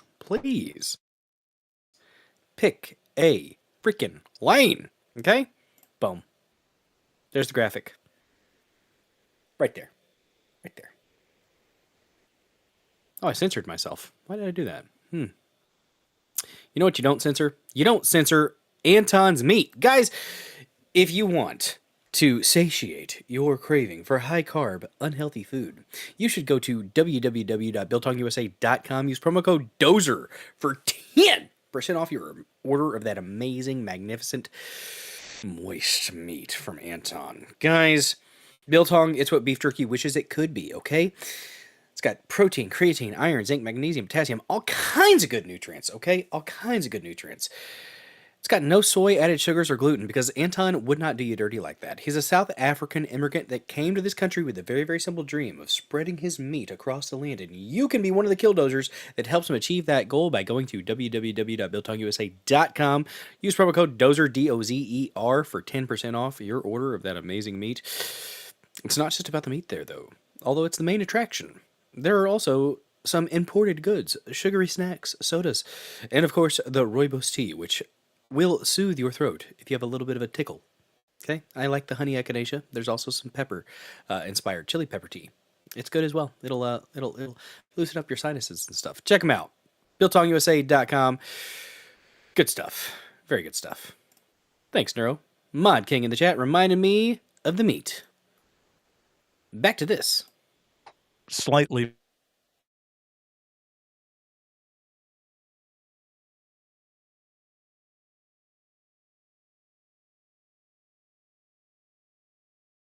up with our mutual recollection the exact thing. So we made notes that are pretty good notes. And he said, I come from a room full of lawyers, and things have gotten out of hand. They've escalated. They've escalated beyond all reason, is something like what he said. And we got a list of 19 non-negotiable demands of things that had to change in our pilot. And these non-negotiable demands were shocking. They were things like, you can't have an elevator because there's an elevator in Men in Black. Nah. You can't have your secret headquarters in Washington, D.C. It has to be outside D.C. You can't have a farmer. You cannot have a farmer. What? And here's the one that'll rock your world. You can't do your autopsy. There can be no autopsy in dark skies. Because there's an autopsy scene in Men in Black. That's crazy. That's bullshit. That almost, I'm almost wondering if the Office of Naval Intelligence is like, you should have taken the deal. You should have taken that. Right. And just That's pretty there's an funny. important piece of context about like well, why is this happening now? A year goes by. Yeah. Well, when we were first approached, we weren't on the air yet. Right. We were just a pilot threat. waiting to go to see, was it going to get picked up? Right. At this point, it Hell was yeah, right Gene. after we got picked up and we were going to series. And we were big. So We were now big then. they had made us change some things, but they were thinking, well, this may not get picked up, so we don't have to push it any further. The minute it was going to be on the air in September, suddenly they had to come in with like shock and awe. That's so maddening and frustrating and annoying. And to, you know, just corroborate the Spielberg stuff, you know, obviously this is to the audience always going to be somewhat apocryphal of a story, but you have stuff that's so verifiably, you know, real in Close Encounters of the Third Kind. For example, you have crates with TRW and Lockheed on them. Right. You have on top of Devil's Tower, it's like they're playing tones, kind of like Valerie Ransone in the Ether ship. They were like trying to communicate with, you know, aliens. And then obviously J. Allen Hynek, who was, you know, chief astronomer of Blue Book, is there. Francois Truffaut is playing Jacques Vallée for the, you know, the whole movie. Dustin Hoffman has like a sunburn, which shows kind of this UV radiation, gravitational lensing thing, which you can hear Hal Puthoff talking about in Age of Disclosure. Richard Dreyfuss. Richard Dreyfuss. Sorry, not Dustin Hoffman. Yeah. He'd have been good in the role, though. He'd have been great. And like looks slightly like And by the way, whether you believe it or not, put that aside, there's a whole kind of visual reference to Project Serpo in there. Really quick, thank you so much to Neurodivergent1 for the repost, Nomad Angry God for the comment and the repost. You guys are helping the channel do better with that interaction. And I do interact with those reposts and those comments sometimes during the show, sometimes after the show. It just depends on how froggy I'm feeling. Appreciate you guys. Thank you for the support. Right? Because it's all of the guys. There's 12 guys dressed in suits ready to go on an exchange program. Right. With their little travel bags. With their little travel bags and the whole thing. Yeah, and they come out of the, And then Richard Dreyfuss is number 13. Yeah. And he's the only one that gets... And Richard Dreyfuss also gets obsessed with, like, you know, it's like the what is it? The mashed potatoes. It's the shape of Devil's Tower where all of this is going to happen, right? Yeah. And so he's getting, well, you go deconstruct that movie when he gets the ship over him and he gets the sunburn. Some people theorize stuff like Devil's Tower or other interesting rock formations are actually ancient, gigantic, massive, giant trees. I don't know if there's anything to that. Maybe. He's getting a download. Yeah. Right. And he's getting that imagery. And it's almost like, and then that's what Melinda Dillon gets, like the woman who has the little kid that gets abducted. She's drawing, all these people are getting a download of something they become obsessed with. They all converge on Devil's Tower. Right. So there was a lot of stuff that was going on in that movie that was either very prescient or was informed to some degree. And E.T., very similar. You have this kind of symbiotic relationship where you have a syncing of like the heartbeats of the child and E.T. You have the, you know, the mother's inability to see the E.T. walking around the kitchen, but the kids can all see it. Right. And Rest well, Laura Blades. You have that. They have that story of Spielberg screening it in the White House for Reagan. Yes. And then Spielberg says this in an interview himself. He says, Reagan looks around and he says there are about 5 people in this room who knows that everything they just saw on that screen is absolutely real. Yes. Shit. Crazy talk, huh? Yeah. Crazy. And then Reagan goes and talks to the United Nations and says, wouldn't it be great if we all united to fight off an alien invasion? I occasionally think how quickly our differences worldwide would vanish if we were facing an alien threat from outside this world. And yet, I ask you, is not an alien force already among us? Yeah, I mean, crazy stuff. Well, that's interesting. The ET thing, we haven't done the episode yet, but we're going to do a whole episode. It's actually based on a true story. I didn't know that. Yeah, in Kentucky or something. Well, that's what got it started. That's what got it started. That was the impetus for Oh, it. wow. Where a family found an alien on a farm and they hid it in their barn and the whole thing. It was a movie called Night Skies, which he was developing as a producer. I had no idea. Yeah. I want to look into the original case. That's wild. Oh, it's very They interesting. hid an ET in the closet or something In the barn, the actual in the story in the barn. barn. Okay. Yeah, and it was communicating with a kid who was autistic. Oh my God. Yeah. That is fascinating. Yeah, totally. So the point being is that whatever his official line is, there's evidence when you go back and look at some of these movies that he had some level of access. No, he's got it. He's got it because you watch Disclosure Day, and it's just like there are too many deep cut things where it's just a little incongruous with his interview. Okay, so they're saying that they had an alien in the bar that was talking, communicating with a kid with autism, and so I had somebody suggest the telepathy tapes to me on Saturday at the reunion, and I just thought that's interesting. That yeah, I have not watched the telepathy tapes, but I have to do that. Yes. Where like he'll say like, Right. yeah, I don't know, his 2017 New York Times article, Leslie Kane and Ralph Blumenthal, it's like, got me into this stuff. And then you realize he's like, blurbed like James Fox deep cut documentaries before, like out of the blue. He's like, this is compelling. And you're watching the movie and it's like, it's not even. Yes, E.T. is Sean. UFO disclosure, spoiler alert. It's like parapsychology disclosure, people's perceptive abilities and ability to like, kind of download information and assume identities and remote view and stuff. And so it begets like an extremely deep knowledge that, probably shows an organic interest that's deeper than what he lets on in the interviews, but also maybe you're being fed some stuff too. You can't go wrong with Spielberg and UFOs. Every story is great. Just to wrap that up, we did shoot 11 days of a different, to make him happy. So that cost us a lot of money. And there's 2 versions of the Dark Skies pilot that are out there because of that. And the only reason that we survived, because this executive said they want us to give the money back to NBC and fire you guys for stealing your idea from him. So we had to create a whole legal defense and everything. And it turns out that the guy that ran NBC, Don Ohlmeyer, turned out to be our patron saint because he said to them, he got wind of it and he said, so let me get this straight. You want us to accept this, but they've already turned in the pilot to me. You know what? I'm going to air it.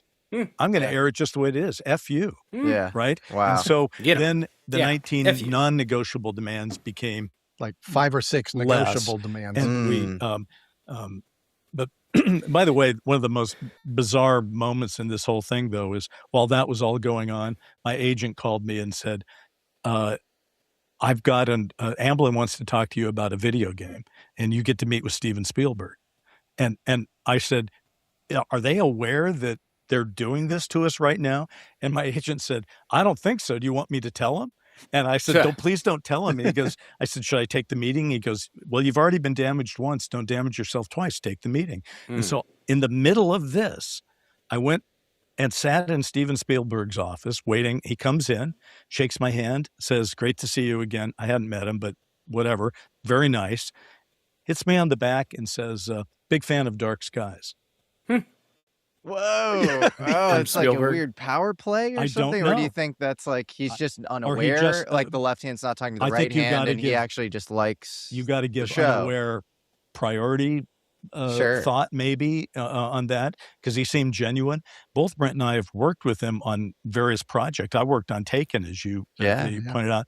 And the only thing I would say about the meetings we had on Taken, look, we got 3 guys here. We're all interested in UFOs, and we could probably off air go another 10 or 11 hours, going, what about that? What about that? He felt like that to me. He felt, a lot of what he gets credit for, putting into his films, if you're widely read and once he made Close Encounters, virtually everybody that probably talked to him who had any story at all or ideas on UFOs said, hey, have you ever heard about? He seemed extremely well informed, but he wasn't throwing out ideas where I was like, I never heard of that before. Right. He's just a passionate guy, great filmmaker, obviously. And it was interesting to work on Taken. And I think Spielberg's definitely been read into some things, if not directly told, hey, yeah, you can cover this or you can present it like this. And then kind of the brakes are put on in certain aspects. Man. So, like, after watching Disclosure Day, I made the comment to Lady Dozer. I was like, yeah, I think we're going to get the drip. We're going to get a little bit here. We're going to get a little bit of disclosure. But we're never going to get the, the video of the actual, like, other being talking to somebody or a live video of it. It's going to... But I was like, you watch in 2 weeks. They show one. I don't know. Apparently, July 13th, according to James Franco, at 7:13 a.m., something interesting is going to happen. Yeah, I don't know. Maybe. What is up, Castro? What's up, Homos? Good to see you. Happy Pride Month. Thanks for being here, Castro. Sup, savages. Got a lot right in Taken. Yeah. No, he gets a lot right every time. Yeah. I mean, we were just talking about the serendipitous interactions that weave together to, like, result in some sort of deliberate endpoint. And you have like timeline managers. And if you watch, again, Disclosure Day, spoiler alert, Coleman Domingo's character is like he defects from like the, terrestrial and intelligence apparatus. Like he's like a CIA guy who leaves and he is always on these calls with, Josh O'Connor. And he's like, dude, it's like a set design sort of situation. There are multiple sets and he's directing all of that. And that feels very important and symbolic. Like he is a reality manager. And the whole movie starts with basically like a scene from like WWE. A totally it's like staged event. It's a staged event. And everybody's wearing a USA America hats. And it's as if what we are watching is totally fake. But that's politics. Right. And so that felt very symbolic as well. And there's something going on above that. And that deals with these sort of, this almost like deep state intel timeline war of people trying to almost imminentize the apocalypse of disclosure or, stave that off in a way that is supposedly protective of some homeostasis of society, but in reality, just protecting the vested interests at the top. Totally. And look, to add to Bryce's kind of cognitive dissonance, I was invited to come and do an interview on Taken, which is weird. Like, so both the two writers on Dark Skies are invited to come and write on Taken. Well, that's my interpretation of them reaching out to you about the video game. And that Are you talking about Taken, Liam Neeson Taken, or the series with abductions? I'm assuming they're referring to the one about abductions. Alien abductions, not the, and you is like they want to fold you in. Right. I wish they had. Well, but hell. But follow. But this then you're line. kind of under control too. That's Then true, you're too. not like doing your like It's other true. alien rogue thing. That's like Gotcha. off script. Right, Right. Absolutely. So, but follow the this series. line. So I can't do that job because I'm gonna have to look into that. I haven't. It was 2002, I think I saw earlier when I was looking into it. I vaguely remember watching parts of that because I remember the little girl, little blonde girl. Dark Skies and Taken the series, things that I have to watch after Spider Noir, Spider-Man. I do what a spider can. have a deal Hotcha. at Sony. So Bryce does the job. I fucking love Spider Noir, by the way. If you haven't watched Spider Noir, you should. It's amazing. Nicolas Cage is... We do not deserve the splendor that is Nicolas Cage as a Spider-Man. It's amazing. Then a couple years later, I'm offered a job on a show with Barry Sonnenfeld as the executive producer called Secret Agent Man. He never mentions Dark Skies, right? But one of the people that tried to get us canceled is suddenly hiring me on another show, which is weird. Now, cut to a few years later from that, I'm working at EA, Electronic Arts, a game company in LA, and we're working on a big Command and Conquer. I did not know that EA stood for Electronic Arts. I learned a thing today. Every day's a learning day. Project, and one of the other games projects in that area in that studio is a project that Steven Spielberg, an original IP, brought to EA because he wanted to make a video game. Best way to silence your enemies is to hire them. So get this. The game was codenamed LMNO, and it was about a woman who is human but has alien capabilities running around using the power of empathy to disarm people because the government is chasing her. Whoa. Sounds familiar. exact. That's literally Disclosure Day. What the fuck? Okay, wait a second. I gotta rewind it. The series is named LMNO? Like Disclosure. He's running around, codenamed LMNO to EA. Mm. Games projects in that studio is a project that Steven Spielberg, an original IP, brought to EA because he wanted to make a video game. Best way to silence your enemies is to hire them. So get this. The game was codenamed LMNO, and it was about a woman who is human but has alien capabilities running around. So it's a video game. Using the power of empathy to disarm people because the government is chasing her. Whoa. Sounds exactly like Disclosure Day. But that was the whole game. And the only reason it didn't get made was they couldn't figure out, it was a cool idea. They couldn't figure out how to make that work interactively.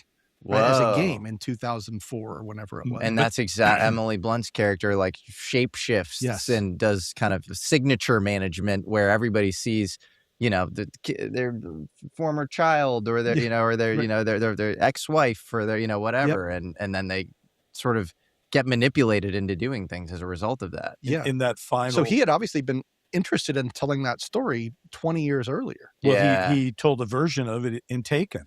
The Dakota Fanning young girl has those same kind of psychic powers and empathy. Interesting. Right? Yeah, he's clearly been so deep on this topic for so long. What was interesting to me about Disclosure Day is the end of the movie.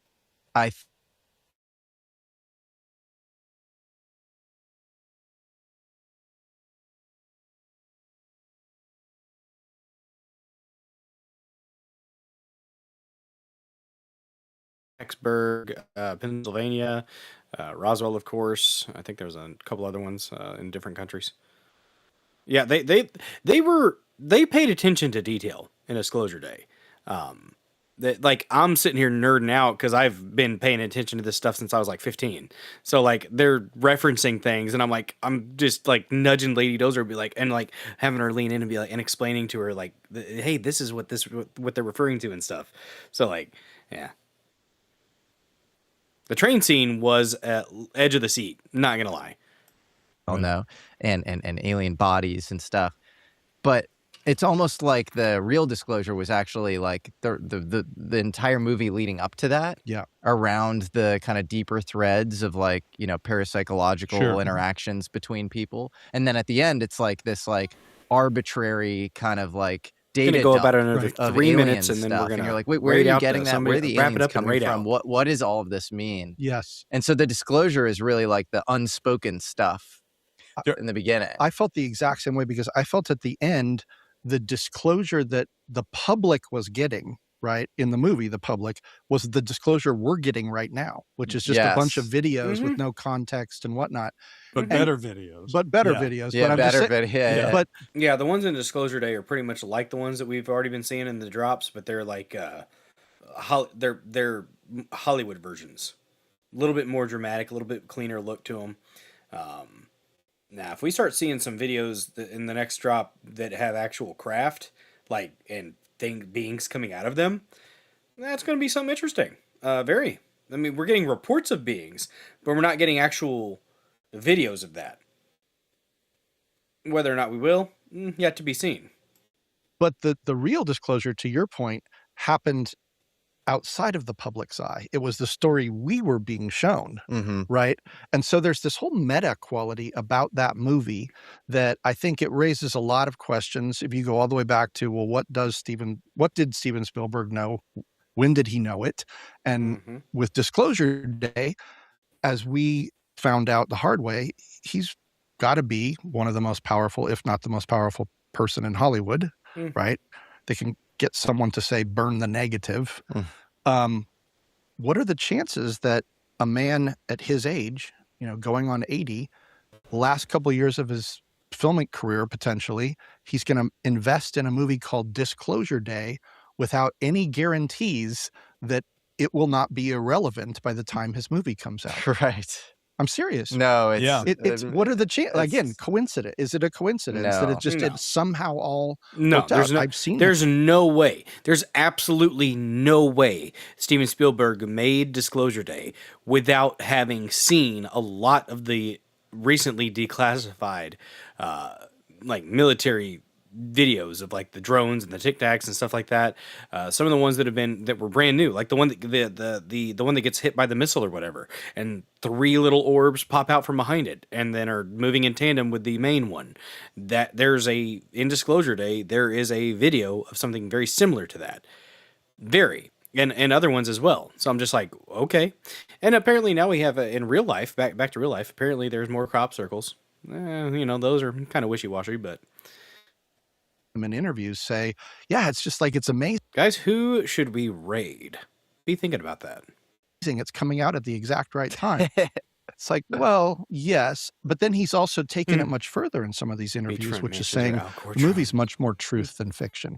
Yeah, he is saying that now. I mean, he's literally coming out and saying that. But then he'll also, at the same time, he'll say, I don't know anything that you don't know. He said, I don't know if that's correct. He I says think that a you lot. might know a Yes. few more things than the average person. He did raise the bar for himself because when's the last trailer that you saw that has the director interviewed in the trailer? That's what his last trailer was. And what is he saying in the trailer? This stuff is true.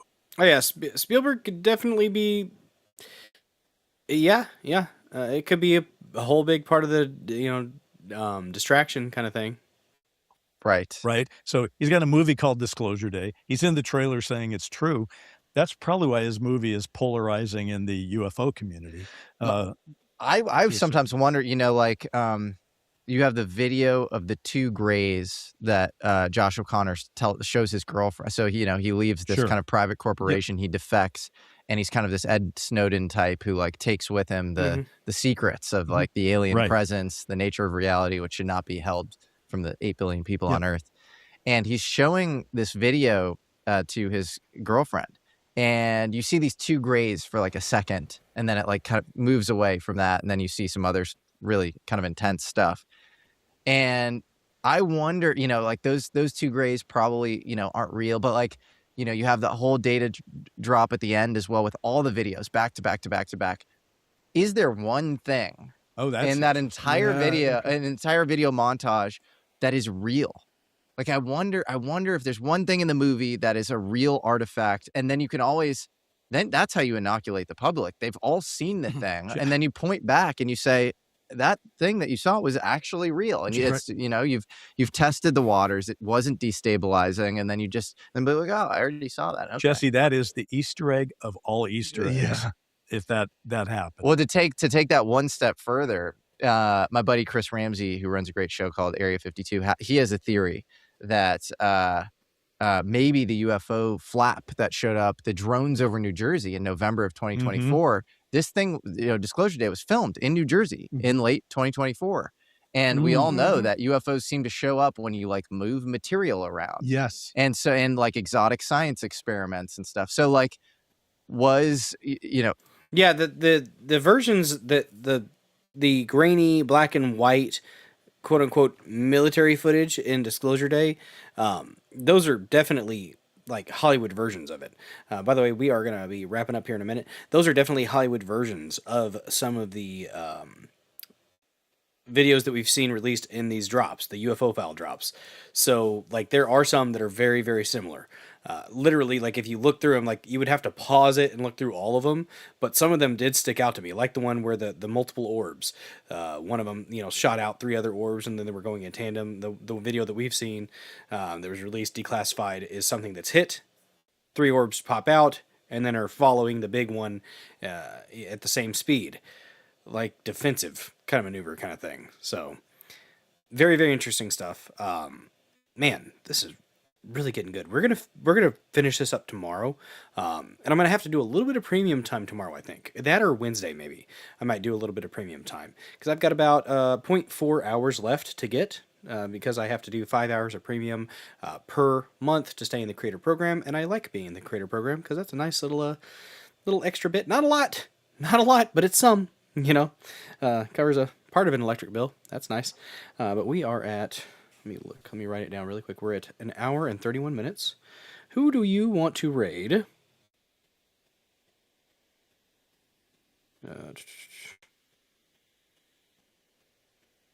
Here on Rumble. We're going to raid Hard News Network on Pilled. Let me see who we got live on the Rumbles. Let me do a quick refresh here. And thank you guys for the support tonight. For commenting. Nomad Angry God with a comment as well. And a repost. Appreciate you. Let me look here. Who do we want to raid out to? Oh, Highmarks. I haven't raided out to him in a long time.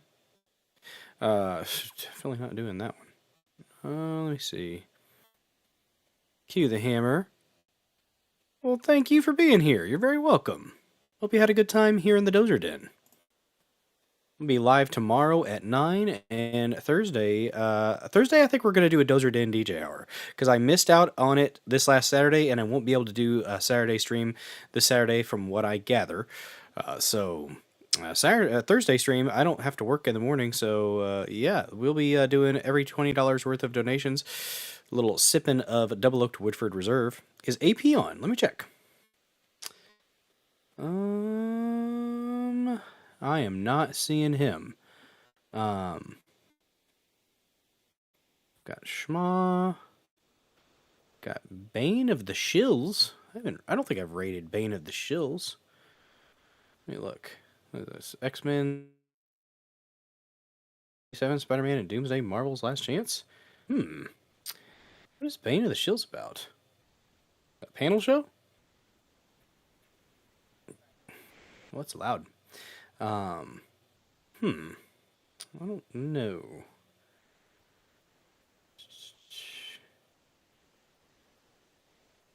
I've been going for... Let's see. Does not say how long they've been going. Or if they just started.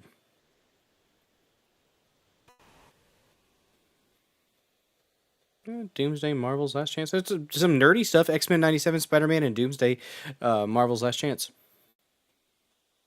You guys want to raid that? We raid that. If you have a suggestion, though, I didn't see AP live. Let me look again. I have raided out to AP a few times. Quite a few times. Thank you so much, Gene Bondano. Appreciate you. Thank you very much. People tend to like the shows all right when they get a chance to catch them. Oh, wait, we'll do all shrimp and grits. I actually restarted Kicking Off the Dust Hades. She's playing a game. She's actually pretty based, not gonna lie. Interacted with her on X a little bit. So first stream in a year. Sober this time. Well, let's rate her for being first stream in a year. All shrimp and grits. Playing a little video game. Let her know the Dozer Den sent you. And but first, though, we played the Dozer Den theme song. And then I send you guys out that way. Just a moment here. Wait a minute. Hold up. Oh, wait a minute.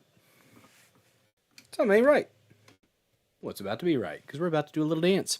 That's right. We have a Dozer Den theme song, and I do a little bit of dancing around to it.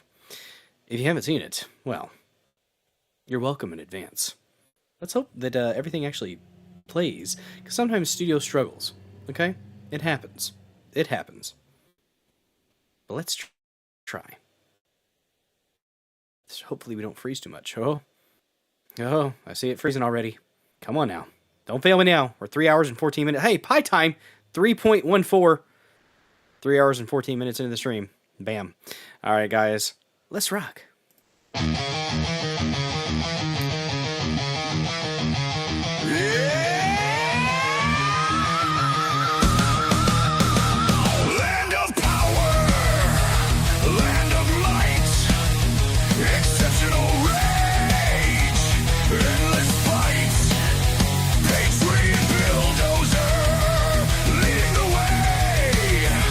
Crushing all foes, making them pay.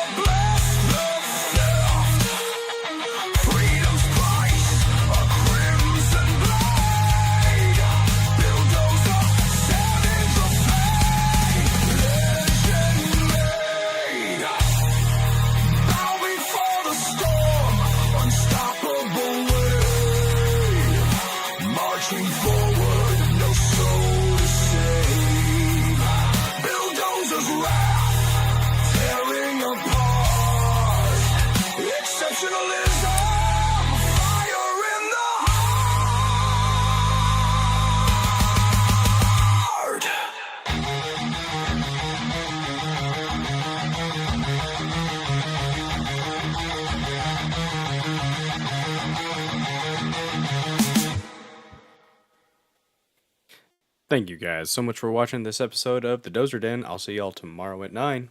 Y'all have a good one.